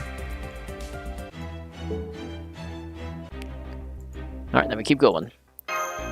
Yeah, I mean, Delgado, I have played this game since release, and I have loved it since the very beginning, even back when the game was very difficult to play. Dedication is one word for it. Huh, sounds like you had quite the evening. Peculiar though this may be, it does present rather another piece of the puzzle. Unfortunately, it does nothing to make the larger picture any easier to see. We know that the Cryptors' first priority is defending their Tree of Emptiness, and yet Akuta has not told the Lostbelt's king of the tree's importance. Furthermore, she moved to eliminate us entirely on her own discretion, only to end up swearing allegiance to Qing Shi Huang the instant Shang Yu's life was threatened. I was taken aback to see Akuta acting so aggressively when we first came to this Lostbelt, but seeing her so scared and flustered was just painful more than it was surprising. I guess I really didn't know anything about her back when we were both at Chaldea. Ah yes, about who she was at Chaldea. Holmes and I did a little poking around in the data we managed to back up from the server, and her entire background reeks of falsified records. Indeed. I had to practically hold my nose as we were picking apart her disguise. Disguise? Even though she was a member of Chaldea's staff? Let's see. Imagine her profile is like a painting that's been thoroughly, methodically airbrushed to erase any trace of the original painter. Correct. There was not a single errant brushstroke, so to speak, to be found anywhere. Anyone who has lived an ordinary life will inevitably leave behind a bit of useless information about him or herself along the way. And yet, there was nothing of the sort found in Akuta Hinako's data. It was as though her entire life story was designed to pull the wool over someone's eyes. You mean like a perfect alibi? Precisely. That is just sort of... excuse me. That is just the sort of interjection I was looking for, my dear Watson. So the fact that nothing in her personal information is strange also means nothing in it is real? Yep. There's basically nothing even remotely human about her entire background. And even that's not the only obviously suspicious thing we ran across. According to her profile, Mariusbury Animusphere brought her to Chaldea, supervised her aptitude test, and oversaw her periodic health exams and interviews personally. It seems every bit of data about her was submitted with his authorization codes, no one else's. The first director? Just the fact that he handled it all alone is one hell of a red flag for security. It'd be easy for him to falsify any data he wanted, considering his position. Be that as it may, if Chaldea's original director was the one who manipulated her profile... Yeah. If a guy that high up in the food chain had something he wanted to keep secret about her, we're pretty much shit out of luck. That's what SOL means, shit out of luck. How did Akuta end up at Chaldea in the first place? Did she actually have enough race shift aptitude to be chosen for Team A? For that matter, who the hell is she really? At this point, I don't even know what to believe. Indeed, everything we thought we knew about Akuta Hinako's personal information is suspect at best. So it wouldn't really be a stretch to imagine she might have a different goal from the other cryptors. Obviously not. What's more, this goal is evidently more important to her than protecting her Lostbelt or preserving her relationship with its king.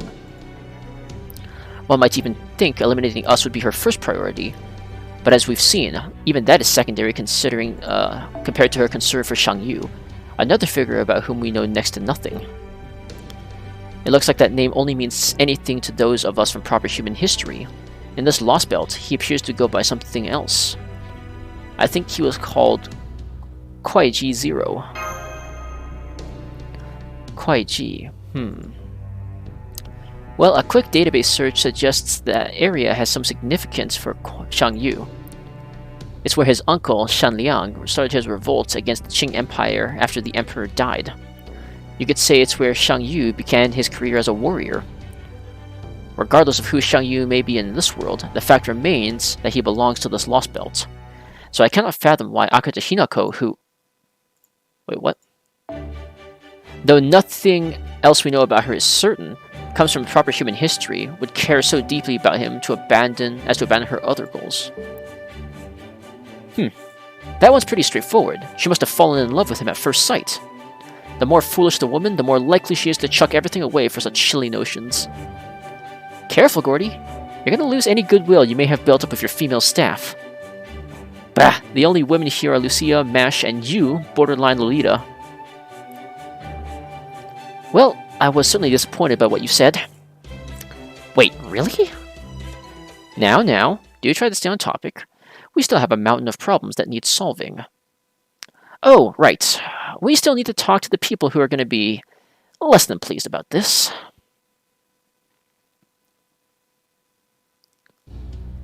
Even if it's only temporary, I can't believe I have to pretend to make nice with that Emperor. Just the thought makes me sick. Yeah, of course. That makes a lot of sense. Negotiation? Out of the question. That tactic plays right into the oppressor's hands. Do not be fooled, detective. They will tell you whatever the wish weak to hear, and pressure you into swearing allegiance with only the pretense of your consent at best. Da Vinci will remember that. Yeah, absolutely. That awkward silence was like, oh no, she's upset. Given the urgency of Miss Lucia and Goyov's condition, I'm afraid we have no alternative.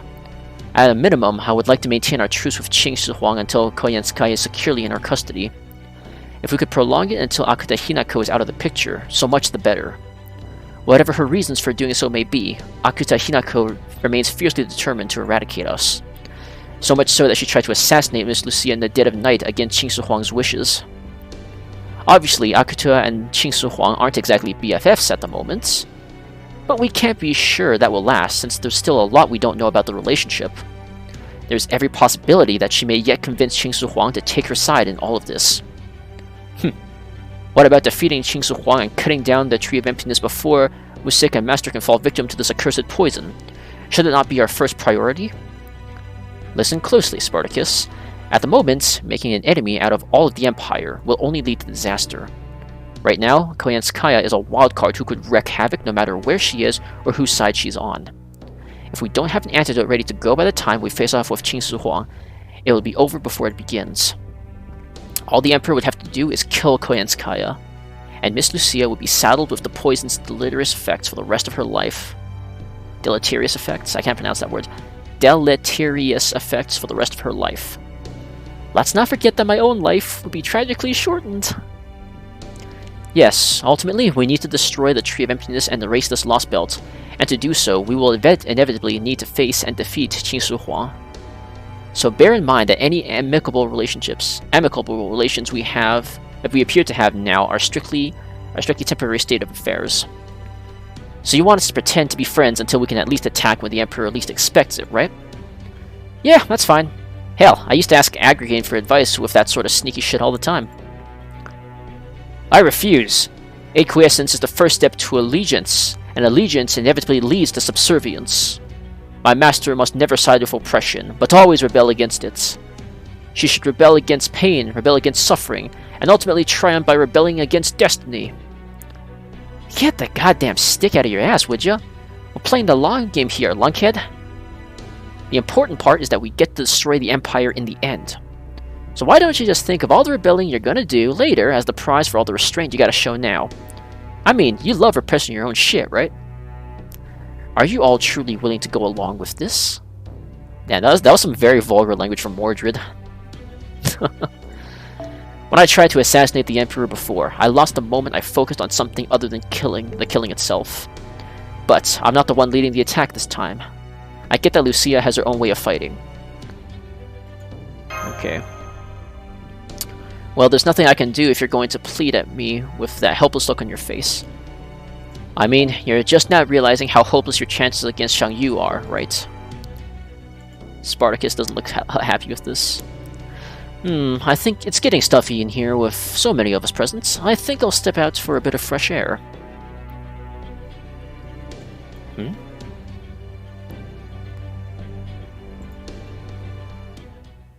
I don't understand what's going on either. Is that code for to talk? Is there something else you wanted to talk to us about? I thought it would be best if Spartacus were absent for this next part. I trust you to retain your cool, Miss Jinke, but let me remind you to refrain from raising your voice. As long as we whisper, Qing Shi Huang should be unable to hear us. Yeah, Spartacus is angry now, it seems. I've mostly finished my analysis of the benefaction drug, and it's beyond anything I could have imagined. Its psychotropic effects are secondary at most. Its true purpose lies in boosting the immune system, or perhaps I should say enhancing it to an unfathomable degree. and despite its potency, there are almost no negative side effects as long as one condition remains unmet. It is well beyond what modern medical science could achieve. In fact, I doubt even magecraft from proper human history could create a drug so effective. It is something that could only be made here, in a Lostbelt where pharmaceuticals and biochemistry are entirely based on sage arts. Now I see. So it's mass-produced elixir. And they just hand out something that amazing to every citizen during every major celebration? Indeed. As a result, illness and disease have been completely eradicated. I doubt any of these people have had so much as a cold since they were born. Yeah, like, when you think about the number of people that we have made upset across the entirety of the Stargazers arc, like, I think angering Spartacus isn't as bad. As long as you don't become an oppressor. Then it's a real, actual panacea. I do not know how to pronounce that word either. I've seen it before. Panacea? Hold on. What's the condition that needs to go unmet for this to work? Yes. That would be old age. Once a person's hormonal secretions have reached a certain level, this drug functions as a lethal anesthetic. I estimate it to be at least several thousand times more potent than pentobarbital. What is pentobarbital? Barbital? Pentobarbital. What is the scientific term that I cannot... Oh, again, I'm not a chemist, so I wouldn't know for sure. Hang on, wouldn't that mean... Now I see. I thought it was strange that we hadn't seen a single elderly person here. This is no unintended side effect. It's quite clear that the medicine was designed to work this way. Designed? Then it really is poisoning everyone who takes it. So when someone's body secretes a certain amount of hormones, in other words, once their body has aged to a certain point, they just die? Correct. From our perspective, distributing a drug like this is no better than mass murder. Still, a case can be made from a Buddhist perspective and how it views the four inevitabilities of human life, namely, birth, aging, disease, and death. If one considered both old age and illness equally undesirable, one could say this medicine protects you from the pain of the former and the latter at once. I cannot say if every world, under all possible conditions, would eventually arrive at these ethics of pharmaceutical science, but the wheat grown here has been extensively genetically modified into something extraordinary. It's resistant to disease, its yield. Everything about it stands leagues above its natural counterparts in proper human history. With a crop like this, one could live their entire life without ever knowing hunger. And if you never had to worry about food, you'd probably never think to take it from someone else. There is no economy here, no division between rich and poor exists, and we have all seen for ourselves how ignorant they are of war and violence. It seems that life here is as far removed from the suffering that one might expect in our world as it is possible to imagine.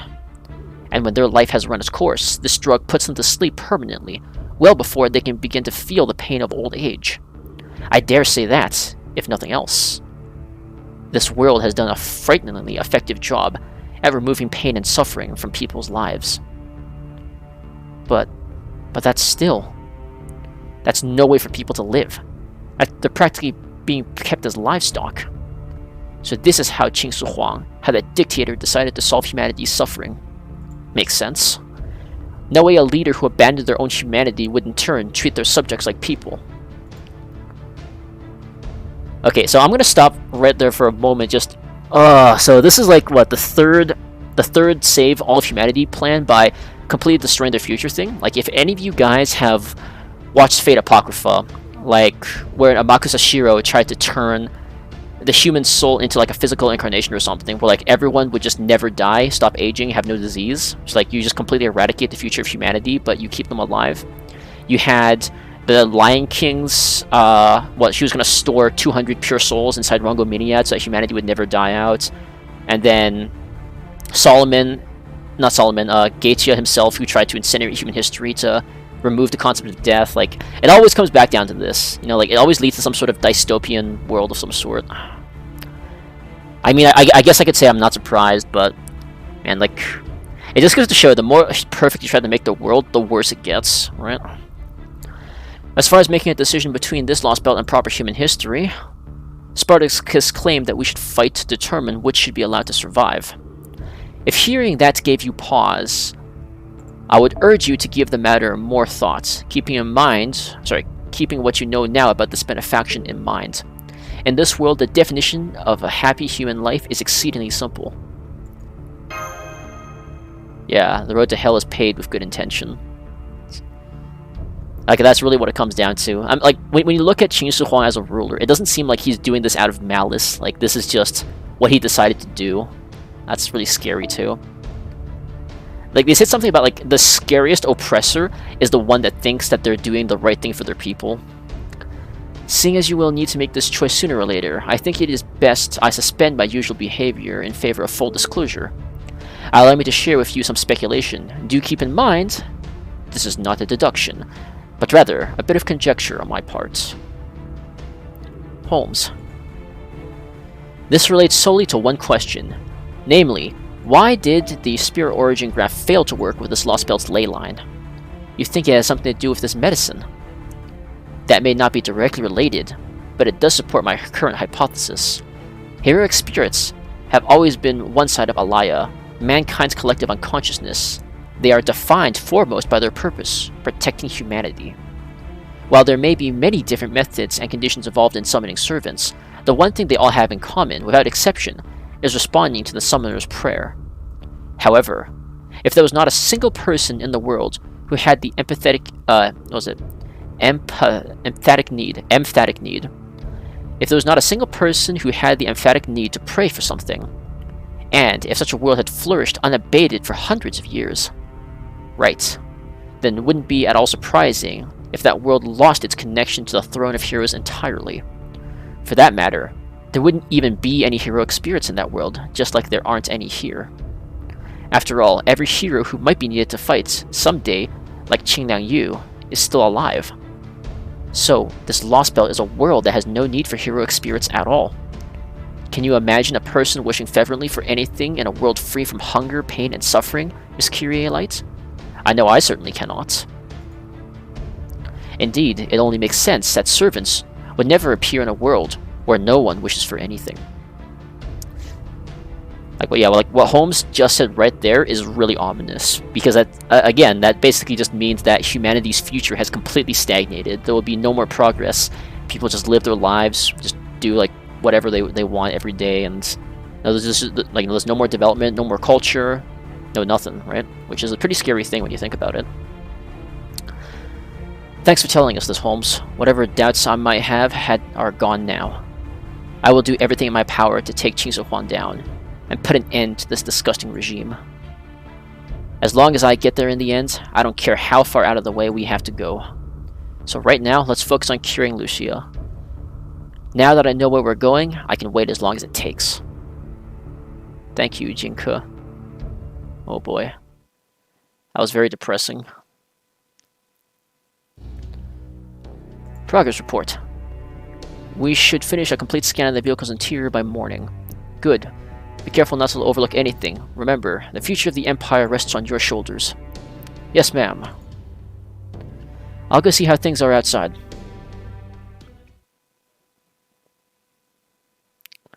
The Shadow Border. The product of a world entirely different from ours, huh? Because the moon does not know how to drink, my shadow merely follows the movement of my body. The moon has brought the shadow to keep me company a while. The practice of mirth should keep pace with spring. What was that, young man? Oh, that's called a poem. A guy named Li Bai wrote it a long time ago. Who taught you that? Well... Okay. We see Qingliang Yu's investigation is proceeding smoothly. It feels good to have so much data moving among our circuits. Do you think you'll be able to analyze that otherworldly device, Your Imperial Majesty? Who do you think we are? This holy vessel's full calculation capabilities can easily handle a single vehicle. Or so we thought. This is amazing. How could they fit so much functionality into these dimensions? It's hard to believe what we are seeing. Forgive the intrusion, Your Imperial Majesty, but there's something you should know. What is this about? The children in this village are reciting poems. You're kidding. When I asked them about it, they said they learned them from Chaldea. We see, then Chaldea are Confucians. Yes, Your Imperial Majesty, this is undoubtedly the work of Confucianism. Wait, I don't understand how that correlates. I'm confused. So I guess reciting poems is a bad thing?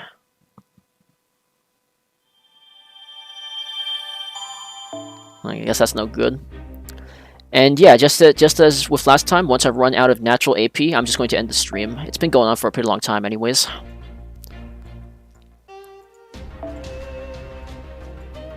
Berserkers, huh?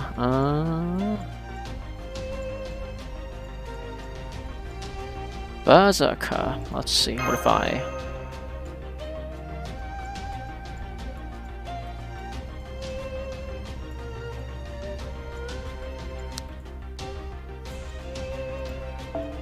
Can I find anyone that has a Merlin? Okay, well I guess we do this one. Berserkers are going to be a bit of a wild card. Yeah, actually, knowing that's going to happen, why not just take Abby then?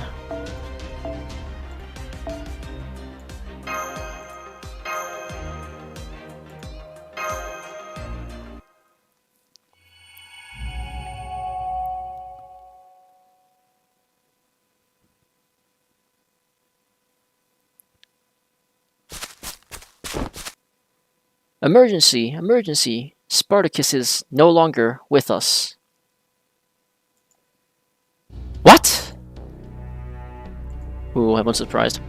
That's not all. A number of villagers have gone missing as well. The ones who remained said they saw Spartacus leading villagers towards the Oh no! Berserker has gone berserk! If the Emperor sees that, he'll think we're leading a rebellion. What is wrong with that muscle-bound moron? How could he do this? Hey, Berserker ain't exactly much for thinking or planning. Sparty's just being true to himself. This is literally how Spartacus got himself captured in Apocrypha, so... Hell, he couldn't even change who he is even if he wanted to. Do something, Lucia! Didn't your records mention him obeying that Roman? If he can listen to her, he can listen to... Wait, what? Oh, he's talking about Boudica. If he can listen to her, he can listen to you. Wait, not Boudica? Oh, Nero. Okay. I had to rush the story. Pain it soothed. I'm trying my best not to rush right now. I'm just trying to take my time with it. What's with that knowing look? Are those command spells of yours just fancy tattoos? Go on and use one already, you fool. This may be the moment of truth, Miss Lucia.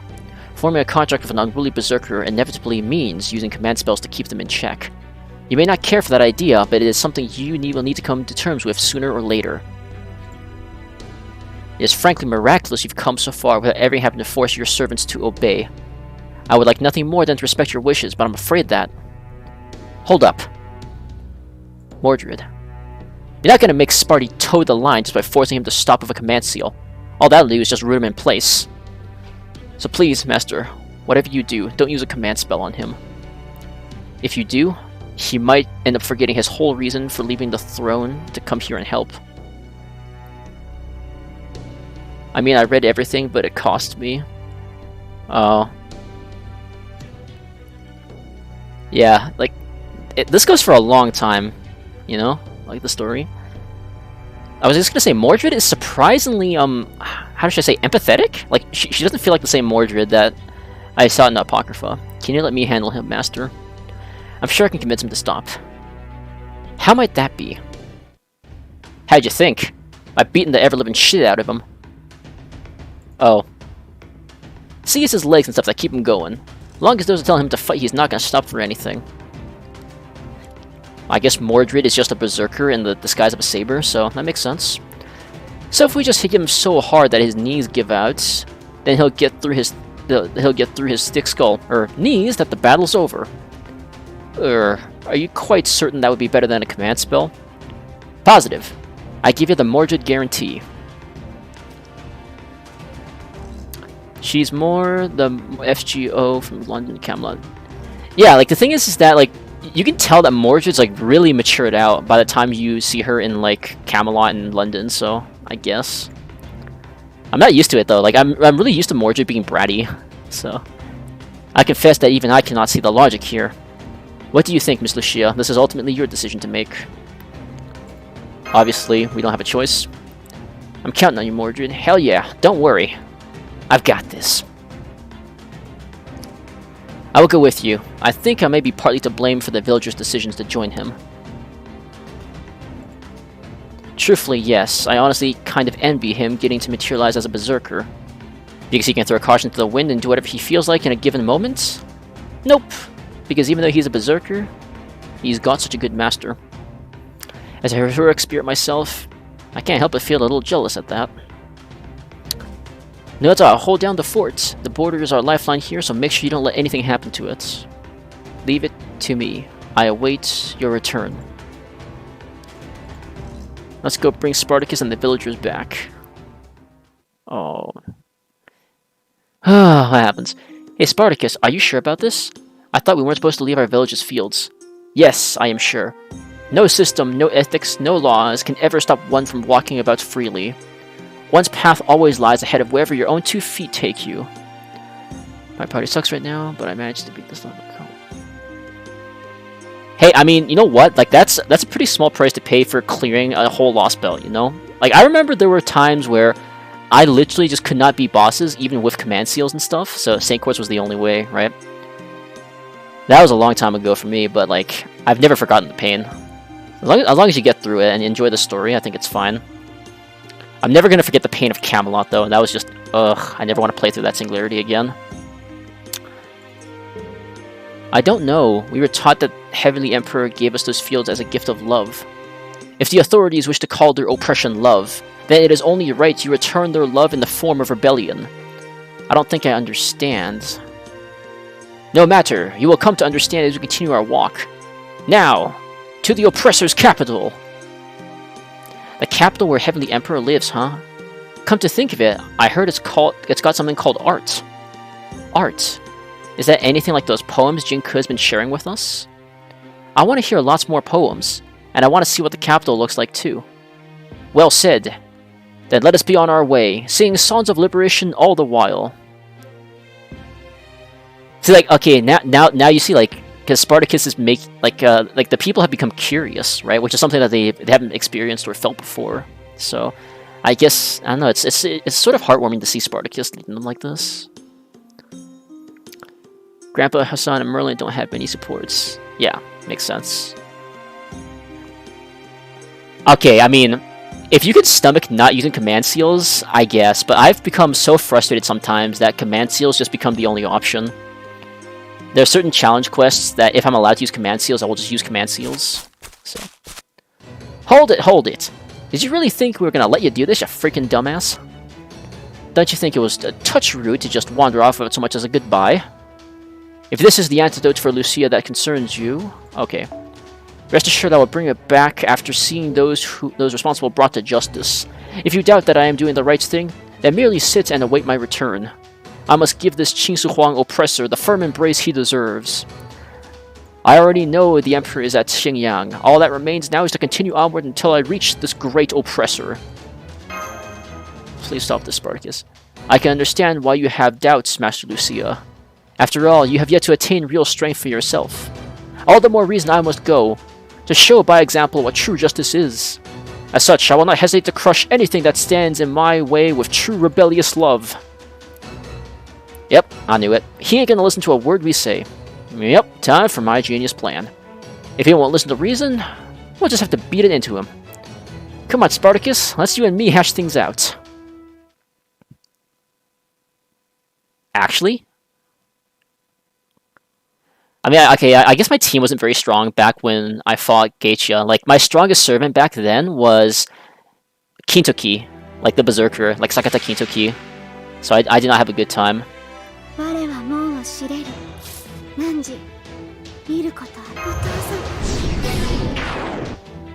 I used to use an NPC for servant for that fight. I do not know what Spartacus does, so I guess we'll find out.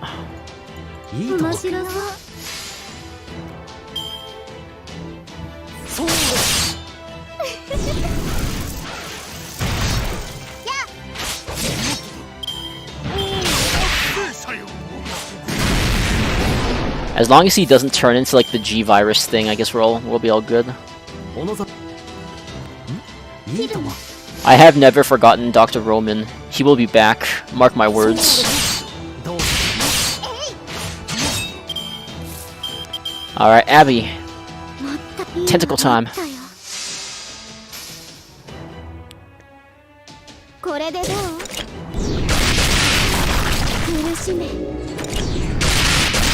That is indeed a proud FGO moment.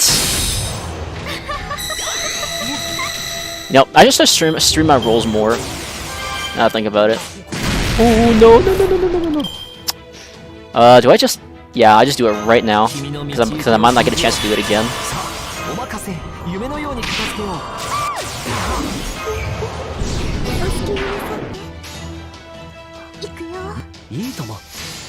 One ticket. See, you guys are lucky. I'm not like that.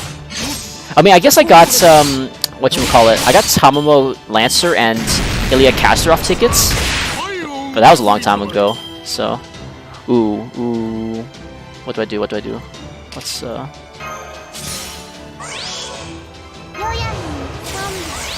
just dodge this time. Because I want to.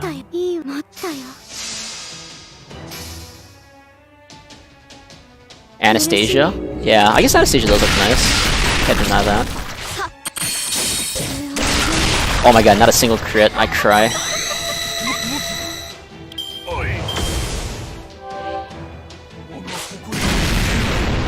Alright, I guess at this point...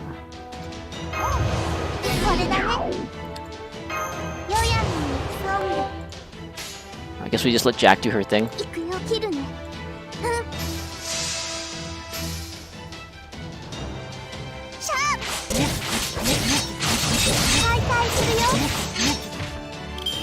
Dude, Emiya's crits are ridiculous. I can't wait to see more of it.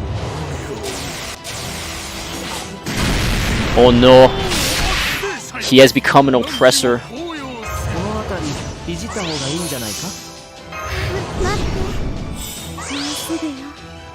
What do I do here? What's Abby's significant decrease?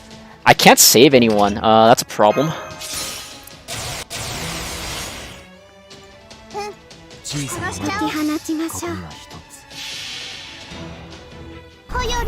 I might have screwed this up. We'll see.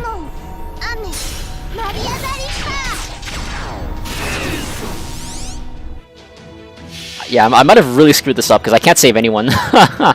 Oops.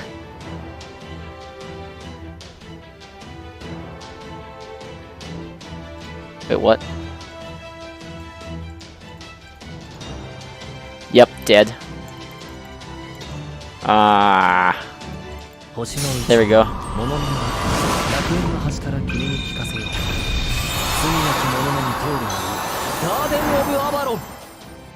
Yeah, I think everyone's just gonna die. That was a mistake on my part.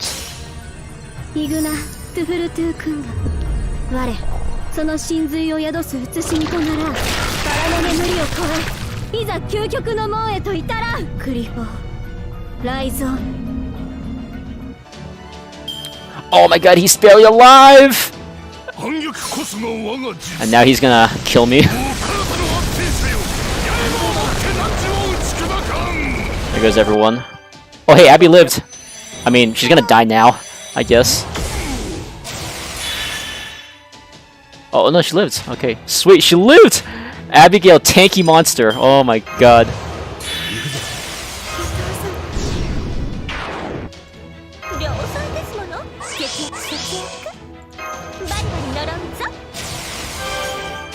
Alright, Abby will now end this fight, I hope. I forget how much guts Spartacus has.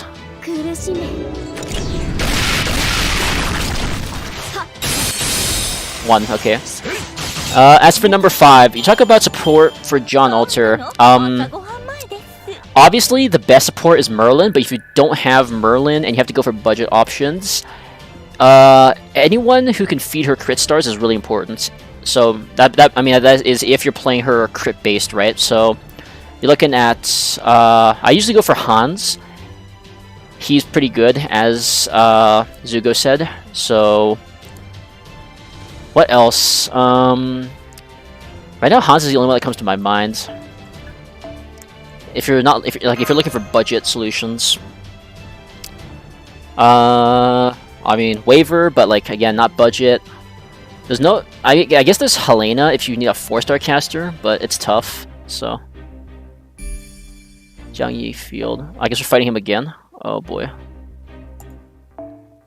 Let me go back actually before we talk about that. Let me because I want to address that whole John Ulter thing. So, well, not sport setup, party setup.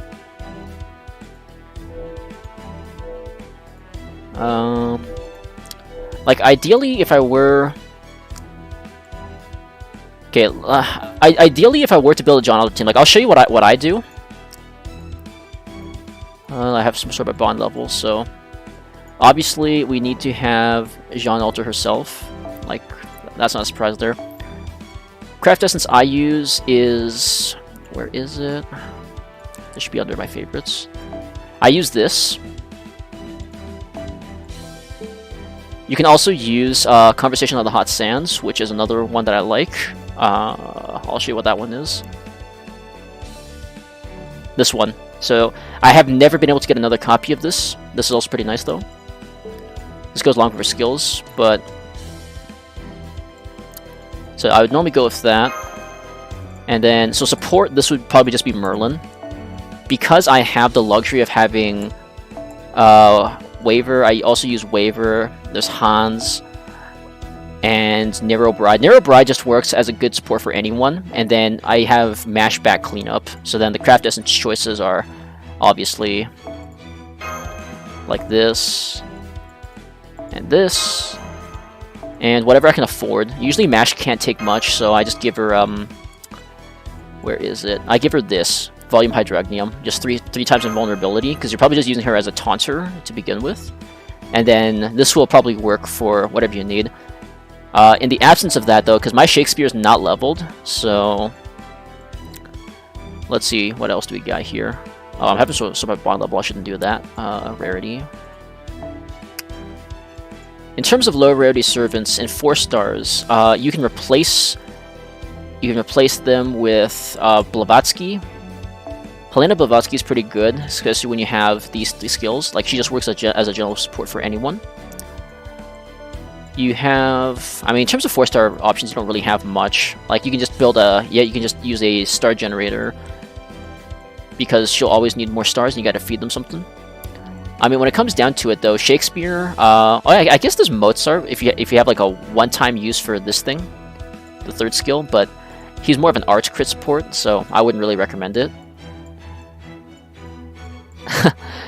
Thanks, man. I appreciate it. I've played the game since the first day it came out, so I've had a long time to acquire all my servants. Robot Arm Assassin. Wait, you mean Cursed Arm? Like this guy?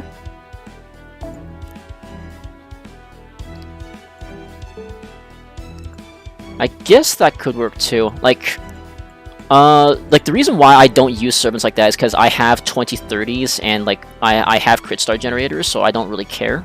But it's all up to you at the end of the day. Like this is usually my setup if I want to full on go John Alter, and of course Craft Essence is. Oh, she's Japan. Oh, like Danzo, right? I don't have her. Yeah, Danzo.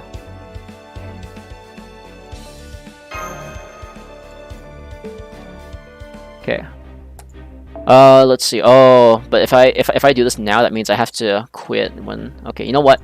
I'm going to use a apple so I can see the last node, and then we'll call it a night because I've been streaming for a pretty long time today. Yeah, actually, you know what? Why not just take this opportunity to show you what this team is like, if I can, and I'll just have Merlin move to backline. And then for Craft Essence, I want to level this one up, so I'm gonna use this one. This is gonna be pretty crappy though, because 4 of my people here are bond levels, high bond levels. So, oh crud, I forgot. Mash gives extra. Yeah, she gives extra EXP to everyone.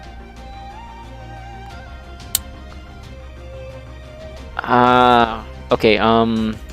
Do I do this or do I do that? Because Yeah, Hans is pretty amazing. Like, you just can't go wrong with Hans, so... Okay, I forgot. Mash gives bonus EXP to servants, so maybe I do that instead. In fact, why don't I just... I'll demonstrate what Hans is like. I think he's a caster, but we'll make it work. Switch this to bond level. I usually sort by bond level, don't judge. I guess it's okay to have her as backup, so I'll just give her... Where's my formal craft? There we go.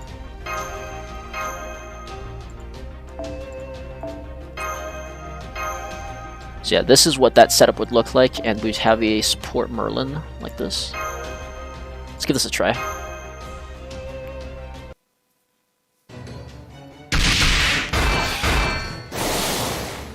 Mordred, I thought you said you were going to make sure his knees give out or some such. Yeah, what of it? His knees aren't giving out at all. If anything, hitting him's only get him more fired up. Honestly, it's kind of creeping me out. Now what? I know, this is so much fun, right? He's got will to fight out the wazoo. Ugh, I knew it. You're actually a berserker too, aren't you? Oh, what a thrill. This adversity, this pain. I can feel indomitable indomitable strength welling up within me. You can do it, Spartacus. That's not helping. Why are Spartacus and the others arguing again? Beats me. If this keeps up, you won't last much longer, Master. Honestly, it's already rough. I'm starting to give fevers. Still, I'm glad these two are having fun. Please be careful, Master. You've already got a 38°C fever. Stop! Stop! This is no time for fighting. We have an emergency. Fo. And Fo, what are you two doing here? What's going on? You're supposed to be keeping watch. Qing Liang Yu betrayed us. She stole the border. Holmes told me to keep this thing safe. The spear origin graph? Then they really did take the border. What the hell?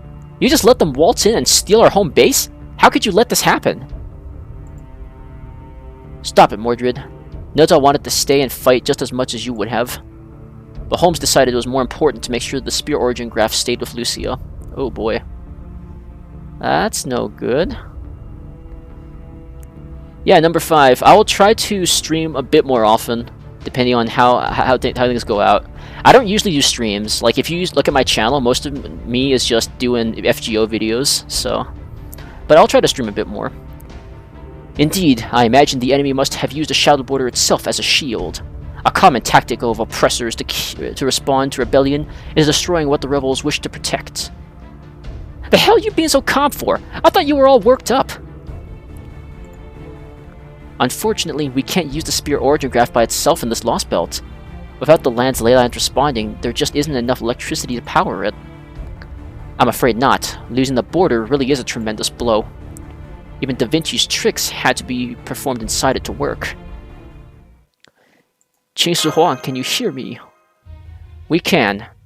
This entire land is our garden. No noise or tumult within escapes our notice. I thought we had a deal. Indeed we did. And were we a god, our word would be absolutes. However, we are not a god, but human and the ruler of this land.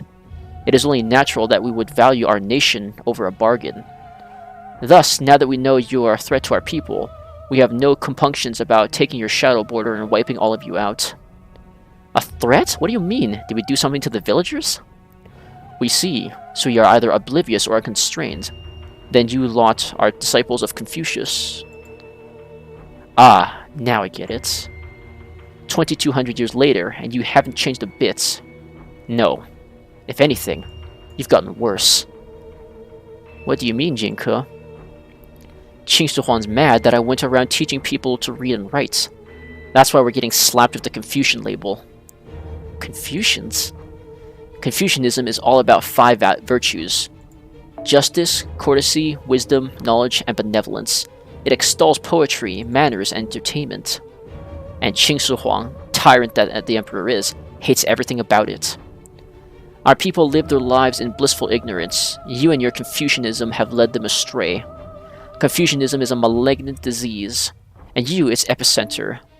We must cut you out like a tumor, lest you spread further. Are you truly so terrified of your citizens gaining knowledge, tyrant?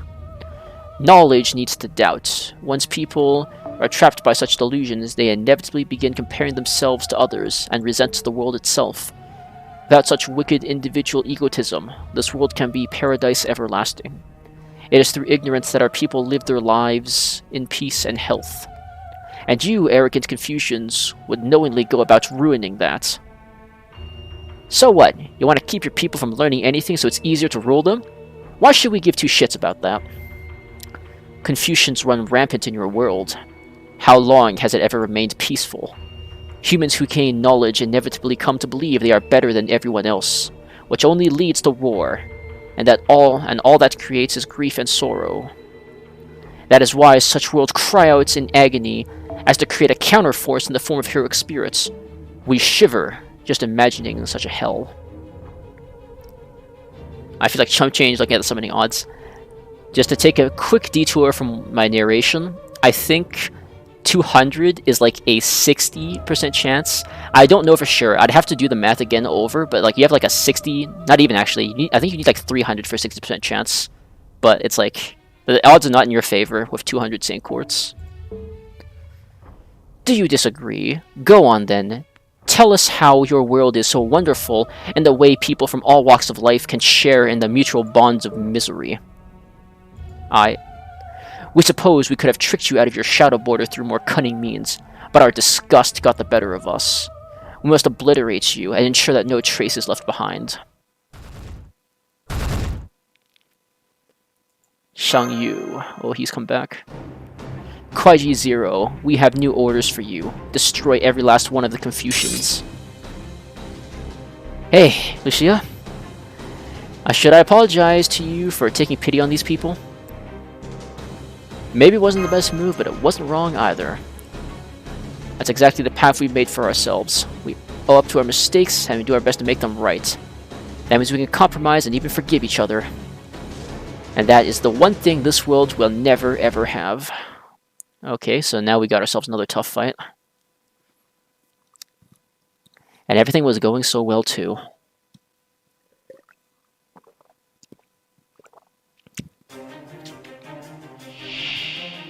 Yoshi, 戦いだ。苦手だけど全力でいこうか。少しばかり誇張してかゲルダの涙よ心を溶かせこの辺りいじった方がいいんじゃないか。Alright, let's get this working. まったくお望みのままに。つまらんそうだ。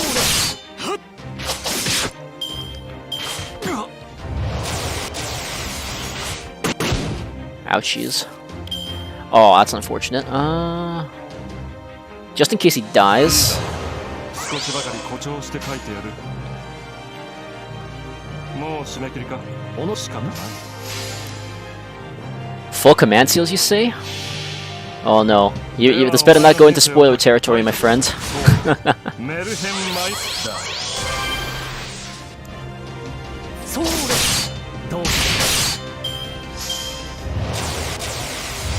Uh-oh. Alright, I better clean this up fast.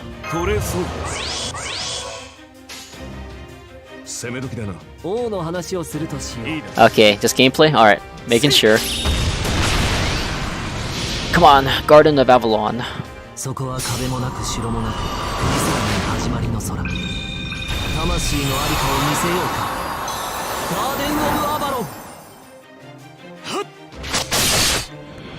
See?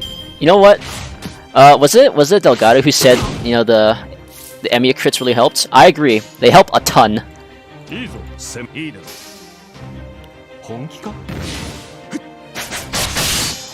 Oh man, just look at that. Oh, that's so beautiful.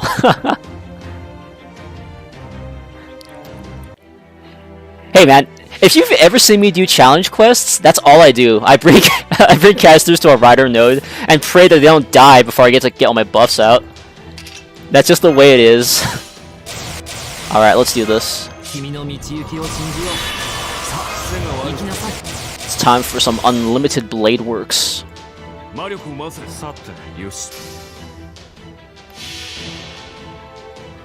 I am the pawn of my sword.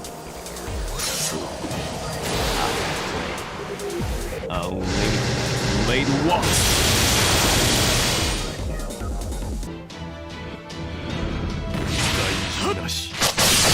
Ooh, that was a big crit, but it's not enough.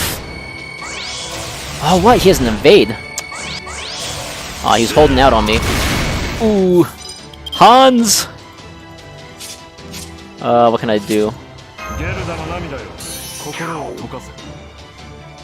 Yo, you should level Emiya. He's awesome. Okay, I'm gonna protect Merlin. How long is this evade? Is it 1 turn? Yes, 1 turn evade, and I can't do anything about it.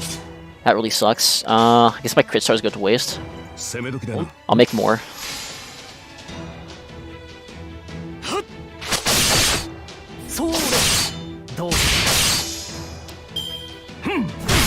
There goes Hans. Oh, I was absolutely right to protect Merlin. I was right to protect Merlin. I told you. I told you. Let's see. That should do it for now.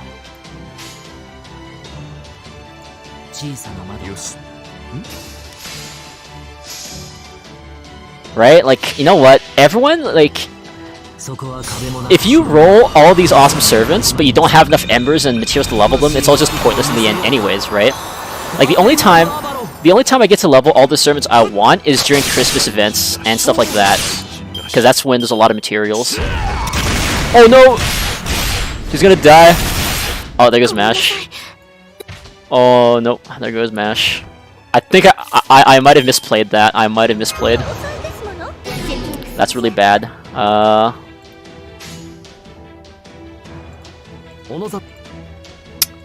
Okay, I didn't expect him to do that much damage. I think I might just lose now.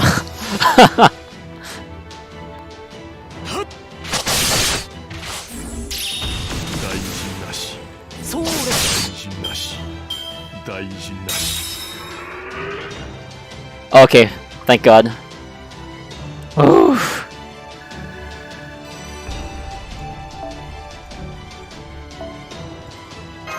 I was so scared.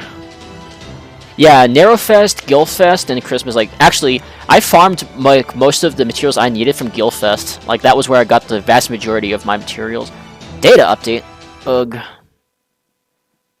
How could you do this to me? Data update.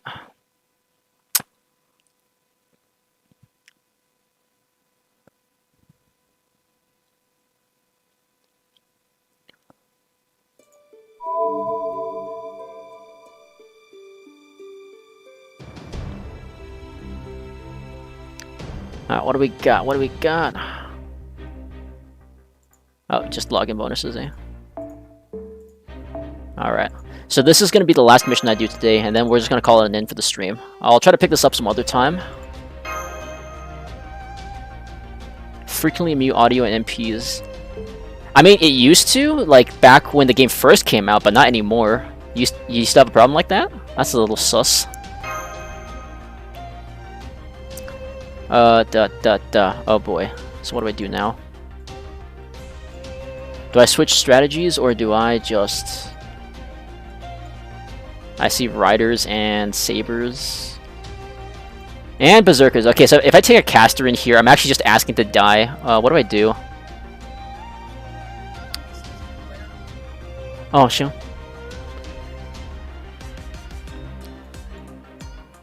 Okay, let's see. Okay, you know what? If that's going to be the case, we do it this way. We change our team. We do...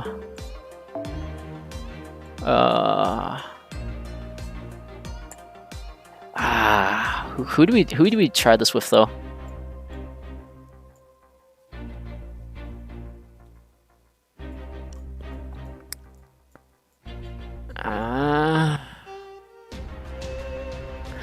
Or, man, like, I'm struggling for this one. Do I just take, I could take Atalanta into there and hope for the best.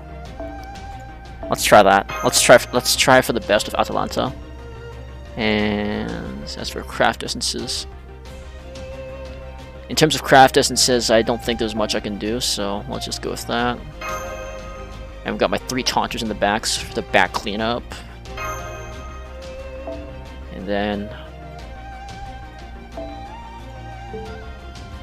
Alright, let's give this a try. If this doesn't work, then we'll try a different strategy. We have to be flexible. General Grievous is giving us a hard time. Man, this thing's seriously tough. Our attacks aren't even phasing him. How strange. The strength is not due to hardware differences. Aha! Now I see what's going on. He's reading our moves before we make them. The hell? Not even my old man's intuition is this much of a pain in the ass. I'm sure. This is no ordinary skill of reading one's opponents. It is closer to precognition.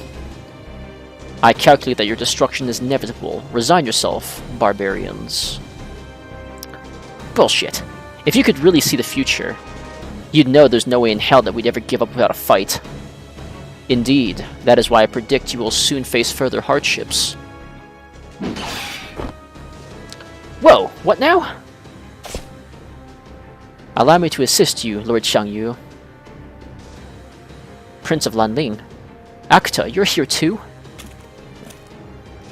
This time, Mash and Lucia, I will kill you both. Oh, here we thought you'd be sulking, yet it seems you have come to serve us once again, Akuta Hinako. Now that you understand the threat Chaldea poses, your Imperial Majesty, I am happy to follow your wishes. Ah, now we see. You are determined not to let Xiangyu fight alone. How inconsiderate of us. Very well, have at it, but be warned there's little time left. Do not bother killing them. All you need to do is hobble them. Yes, good point. Understood. Ah, shit. These guys working together again is the last thing we needed. And we can't afford to take our time with them, or we'll never catch up to the Shadow Border. Okay. Archer, Altria, Emiya... Okay, you know what? Like, that was a possibility that I did not consider. So, you know what? If this fails, if what I do right now fails, we can go ahead and try that.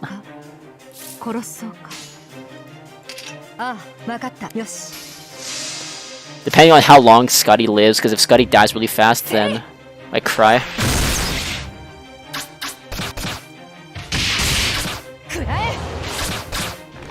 But Scotty's pretty healthy, so like, I don't know. Like, we might be okay for now. We'll see. Perfect.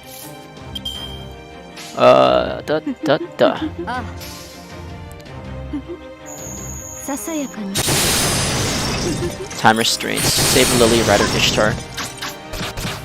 Saber Lily's okay for what she does, I guess. That was not okay. No good.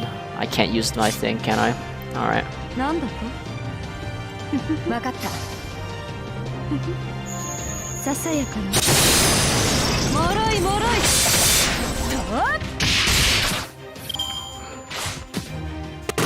Oh my god. That is not fair. That is not fair. Alright, I guess we do this the hard way.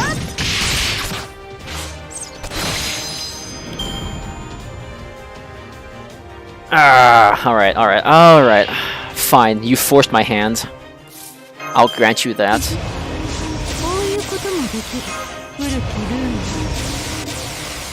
Alright, we'll just blast him with this.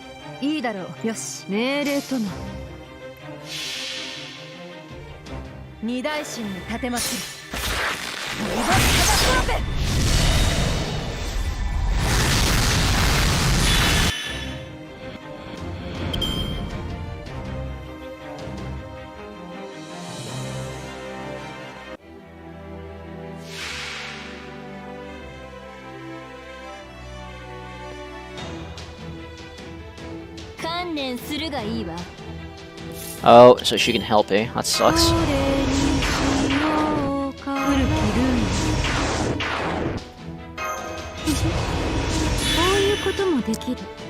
Should I just have her dodge? Predictive dodge once isn't good enough. I guess I'll just use full turn dodge.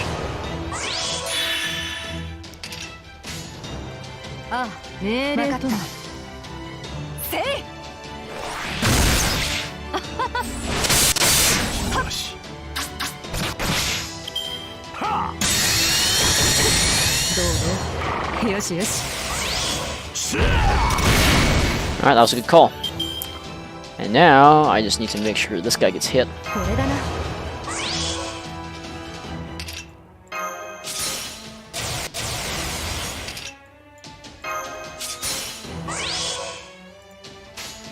So, it is going to be 1, 2, and then this one.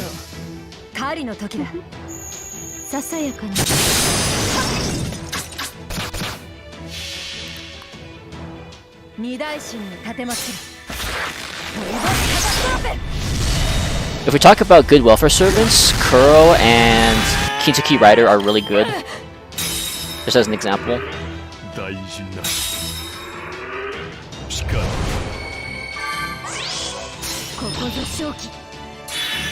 Target focus.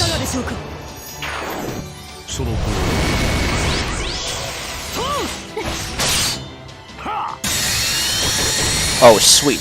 That means I can do it again. I don't think it'll be enough though.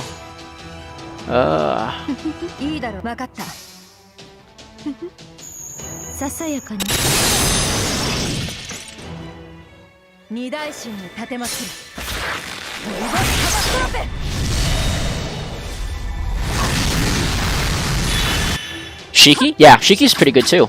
Like, one of the best art assassins in the game, so... Oh, there goes Atalanta. Rest in peace.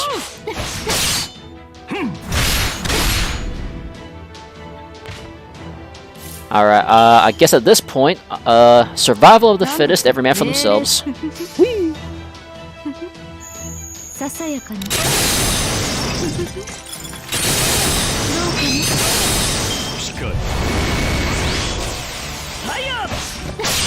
Oh no, Scotty is dead. George is dead. I have messed up. That is fine. Alright then, Achilles it shall be.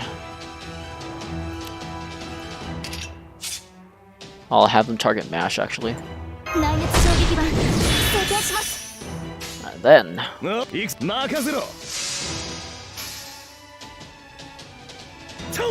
Wait, you didn't get her to the rerun either? Because there was a rerun event for her, right?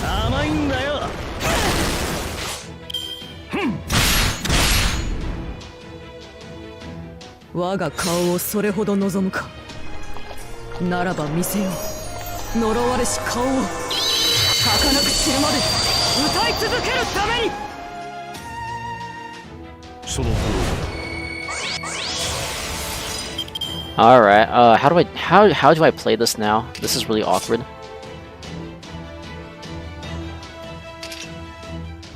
Is this guy a AoE Noble Phantasm or just a single target? Oh, I'll just find out.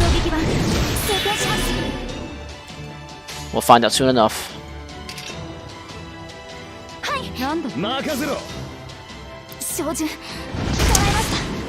On Camelot? Yeah, okay, yeah, that would make sense. It's hard to split priority between story and it's AoE. Okay, I guess I lose.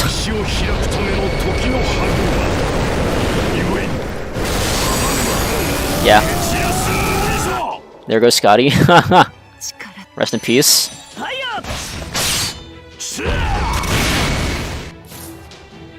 Alright, what do I do now? Bunker bolt time.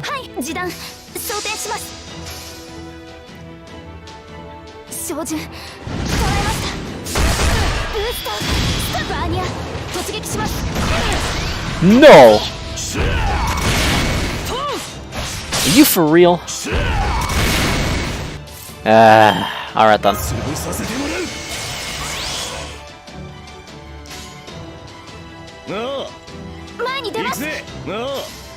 Alright then.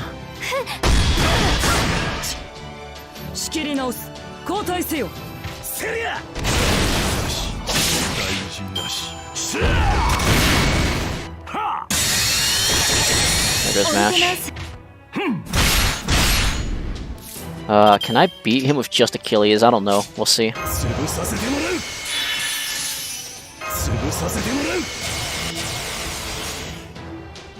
It's gonna be rough with just Achilles.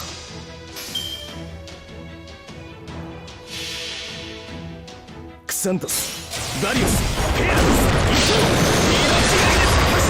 我が命は流星のごとくドラゴンイヤセリア We'll see. さあ本気の速度だ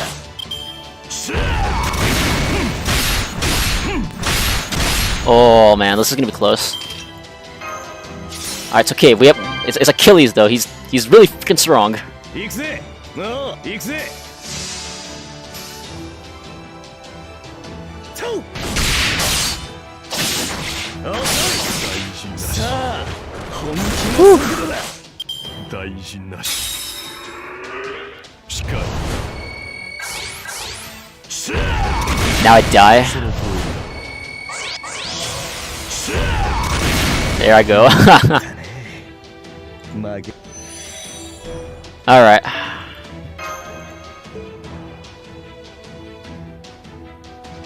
Let's try that again. Different strategy.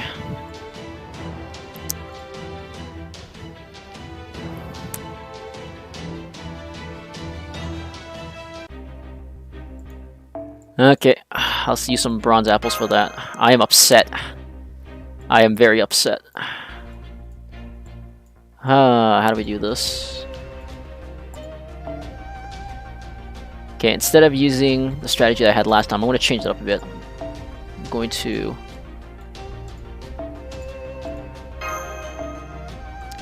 I'm going to have a different guy run cleanup this time. I am... Where is he hiding? There he is. The old man of the mountain shall be my backup this time. And then, for my front line,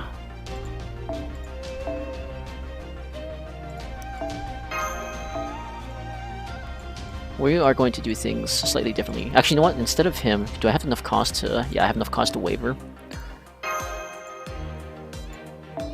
And instead of using this craft code, I am going to use this one. Let's do this.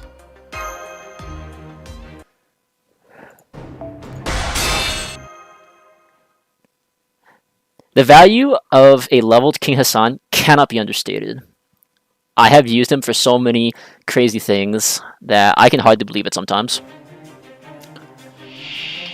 Alright. Let us actually just wreck through this as soon as we can.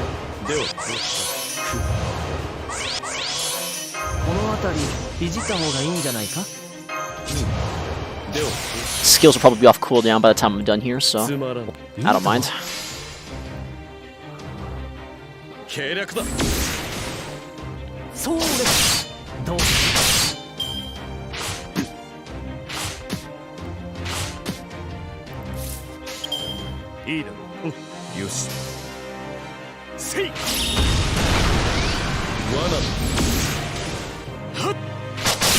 Ooh, lucky crit.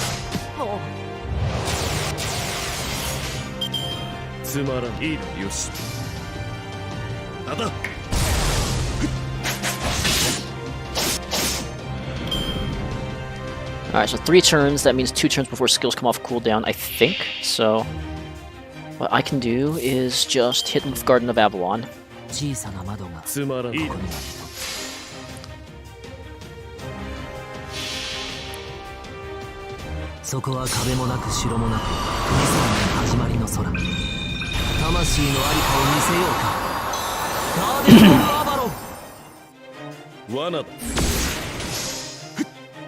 Oh man, lucky crit again. Sweet.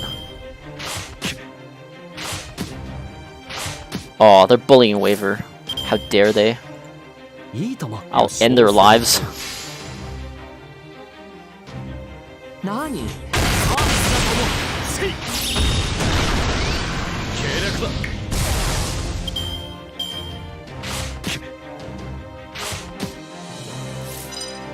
Alright, and then crit chance. I'll save that for Emiya, I guess.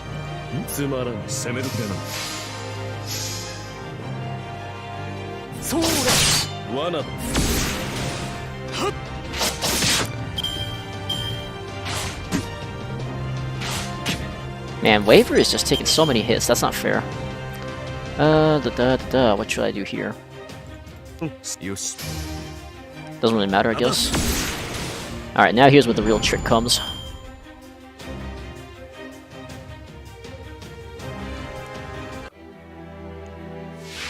Okay, this time we just obliterate them. There's no more waiting.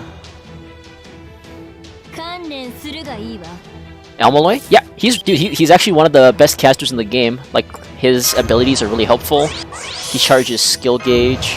There's nothing to hate about him. Like, he's just awesome all around. Alright, what can I do here? Let's start with...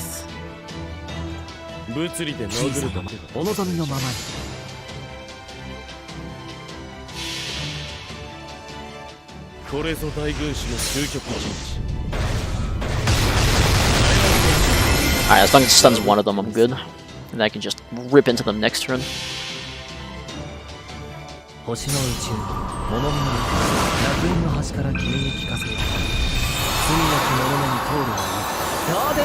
See, I also say that it's very fitting, because Elmaloy is possessed by a servant from China. So, it all works out. Ooh. This would be the best time to unleash Unlimited Blade Works then.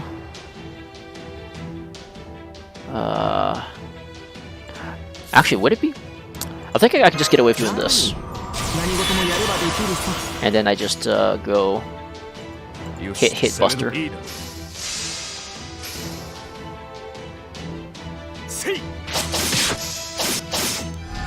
There we go. Big crit.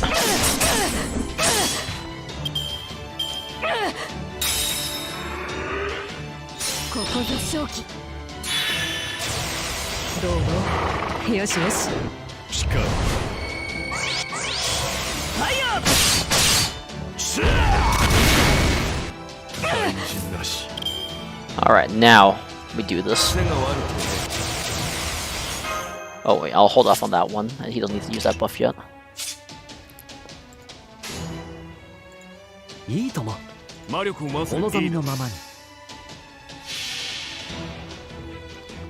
I am the pawn of my soul.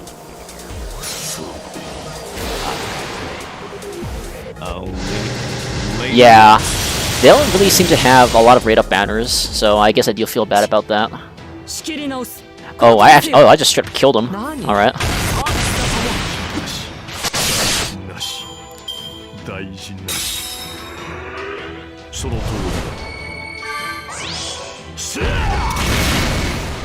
Oh no, not Waver. There goes Waver. It's alright, we still have Merlin. And that means a lot.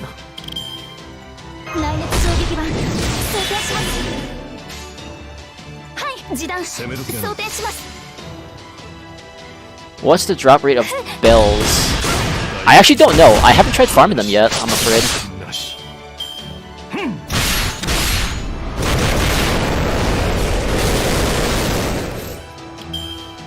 Yeah, my Emmy is MP level 5, so that's the reason why he does that much. It's, it can be fairly ridiculous sometimes, I admit.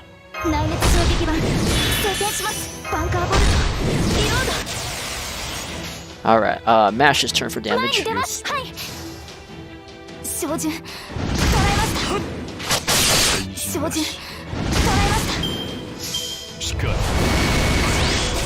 Oh, that's unfortunate.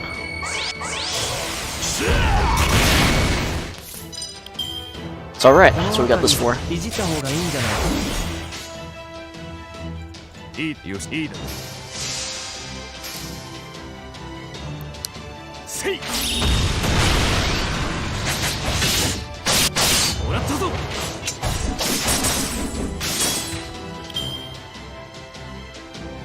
Free Quest doesn't want to drop bills. I imagine they'd be like pretty low, like 7% drop rate probably, like the same as the soaps.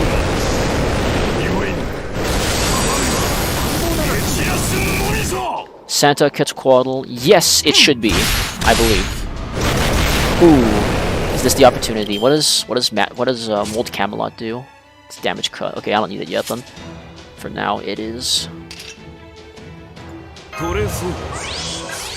I need to do this.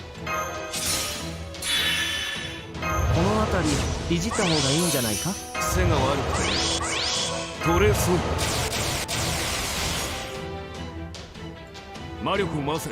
攻めよし。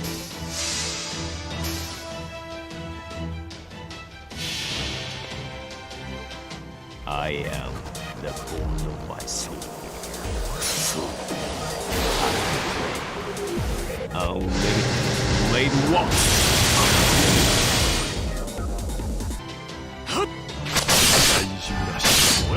Ooh. I wish that was not a break gauge though. That changes everything.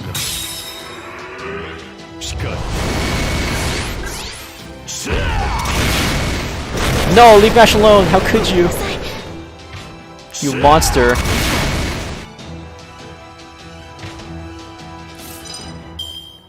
Alright. Beat him up. 道行きを信じよう。さあ、行きなさい。準備完了だ。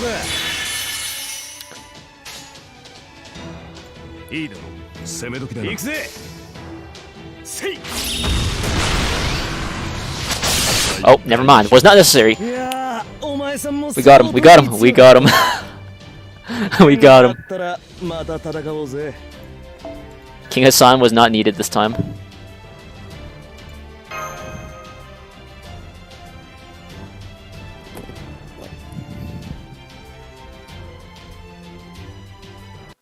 Alright, let's see what happens next. Hurry, get as far away as you can while Kwaji Zero keeps the enemy busy. Yes, ma'am. I must say, it's humiliating to find our hands so firmly tied. Well, what can we do? Advanced as it might be, the Shadow Border is still basically a car with a bunch of tires. We can't stop him from towing it. I suppose we should be content with the fact that Nilza was able to escape. It's fortunate for us that they are apparently completely ignorant of the spear origin graph's importance. Whatever you might be up to, don't try it. Try anything funny, and I'll cut you down where you stand. And here I thought you were a proud warrior. I'm disappointed to see you resorting to underhanded deception and skullduggery. Say what you want, Confucian. Your words are no more than wind to me. Now that I know your Confucians, I also know better than to trust anything that comes out of your mouths. We're not Confucians. I don't know what you call it in your world, but here, anyone who tries to enlighten our people is a Confucian. Oh, come on. What good could there possibly be in giving people knowledge? Making them read books that only confuse, deceive, and delude, causing them to lose sight of what they're meant to be. You do the devil's own work. You rebels should be ashamed of yourselves, spouting ideals you don't really believe, agitating people merely to further your own ambitions. I can't stand people like you. We don't actually have any ambitions like that, though. We just shared some things we knew while we were making conversation. Then you did it on a lark? That's even worse. You have no idea what will happen to the people you've tainted with your Confucianism. What was that? That's a good point. What will happen? Enough. It is time. All of you leave at once. But we still have yet to kill the Chaldeans. We will not punish you for your incompetence in failing to kill them. You need merely wait for your next opportunity. Now go, or you will be caught up in it. Let's go, Prince of Lanling. You too, Lord Xiangyu. Very well. Oh wait, are they just gonna nuke us then?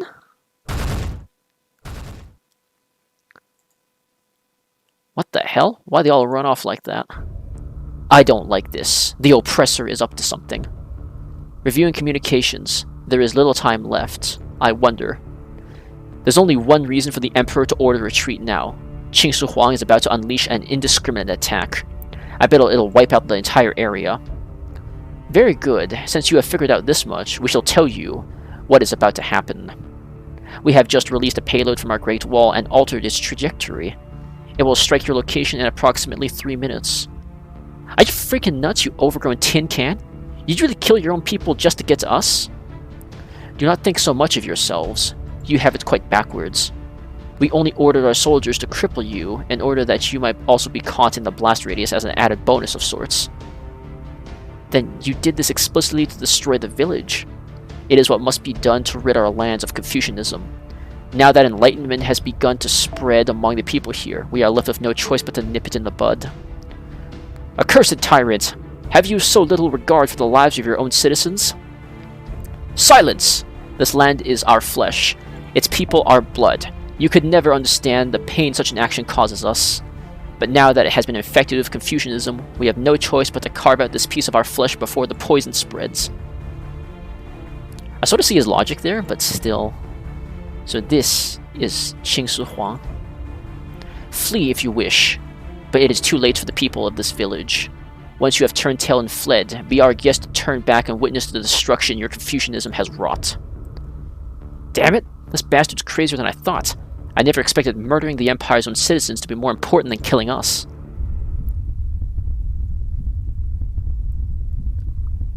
Man, how do you hook up your phone to stream it? I'll tell you the program I use.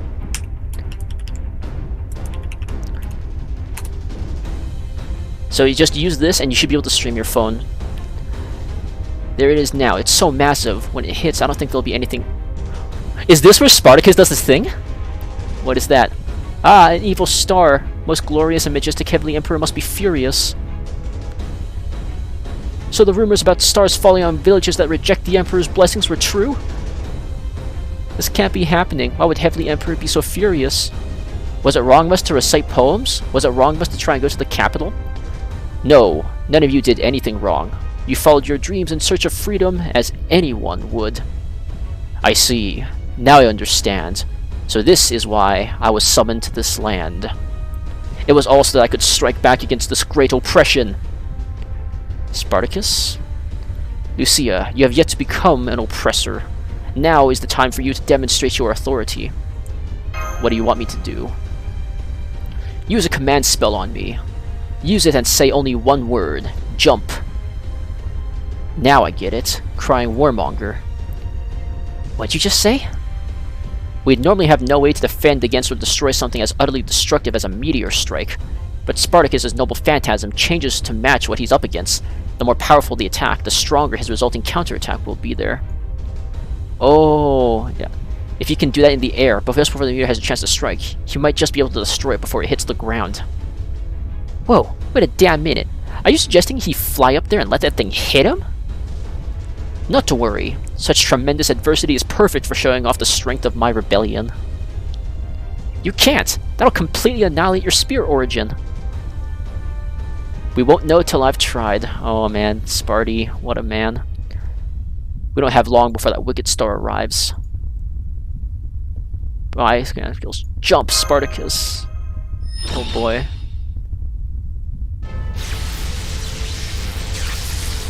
I can feel the power of our bond flowing within me. Oh. Oh. He's gonna do the thing. He really jumped. That's no ordinary leap. He's being propelled by a truly massive eruption of magical energy. Oh. Now is the time for my legs to rebel against gravity. Humans, open your eyes and turn your gaze upwards. This leap is the very pinnacle of liberation. It is the irrational act that will triumph over adversity. The wings of freedom. Oh, what a cool guy.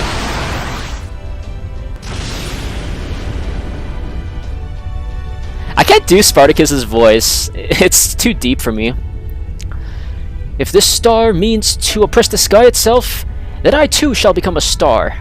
A rebellious morning star that lights the world below. Oh. So that's what the trailer was showing.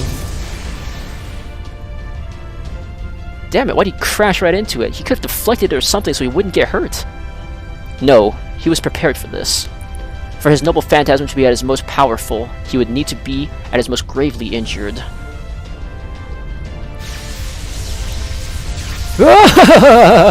Wonderful! This pain is honor! This pain is life! I can feel my love about to explode! Oh man.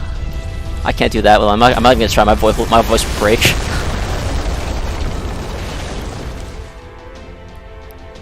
This can't be right.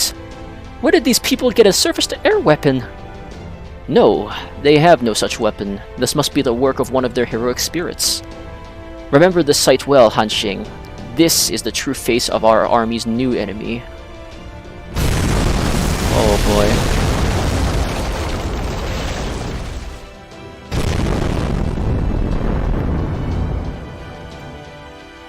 Incredible. The entire mass is completely evaporating. He really did it. But where is he now? There! I can see him falling back down. Tch, that big dumbass. Oh man, is this just where Spartacus ends? Oh, hello, rebellious knights. Did you catch me in those twiggy arms of yours? Cut the crap. All the people you stood up like a jackass were watching you, you know? Can't just smash face first into the ground, lunkhead. You're supposed to at least land on your feet. Hell, you shouldn't be falling at all. You're supposed to land properly no matter what. That's just what you gotta do, alright? These wounds are... Yes, I'm afraid Spartacus' spear origin isn't going to last much longer. Your words cut deep, Knights of Camelot. I should expect as much from the manliest man of the Knights of the Round Table. Who are you calling a man? Ain't freaking fair, saying shit like that at a time like this. You're all beat to hell. Nowhere left for me to even punch you. Go ahead, I'm sure your punch would feel most pleasant. Are you going to die, Spartacus?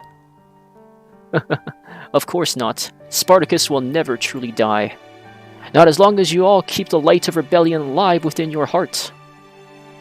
That is all I ask, my friends. Oh, there he goes.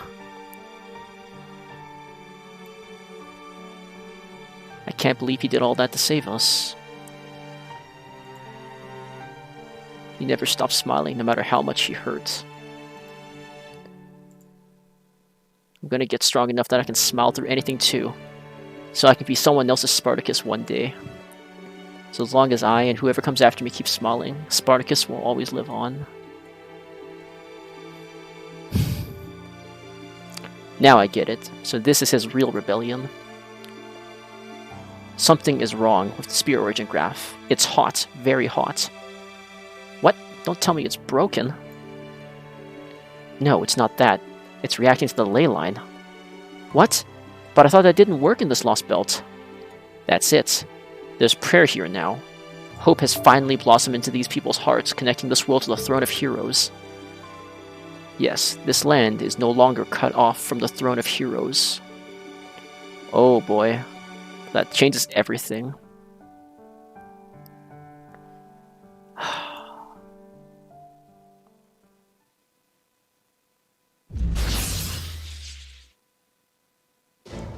This air smells familiar. And I think I recognize those far-off mountains as well. It would seem we've been invited to our homeland, although something seems off. I don't see a single sign of war anywhere, nor do I see anything resembling a master.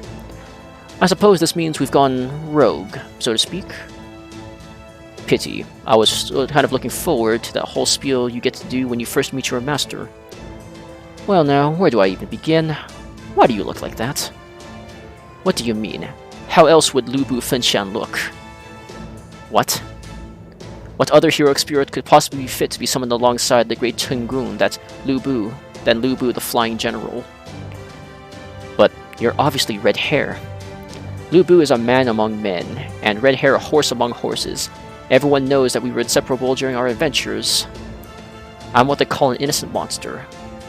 Hey look, a carrot! Nay, a yummy carrot? Where?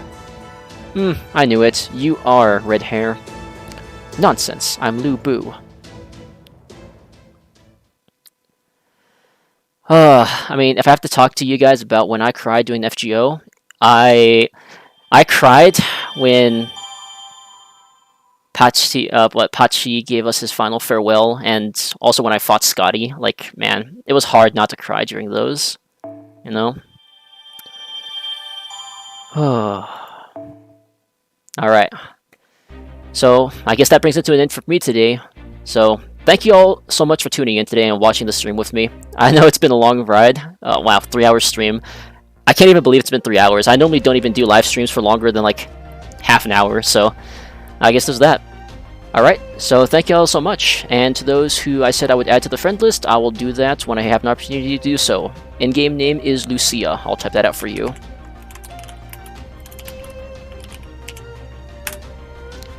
Alright, And I will see you guys next time. I'm going to play the whole story through on stream if possible, except for the very last boss fight, because I want to do a video on that. So, I guess until then, I will see you guys all later. You know, have yourselves a good night, or good rest of your day, wherever you are in the world. Take care.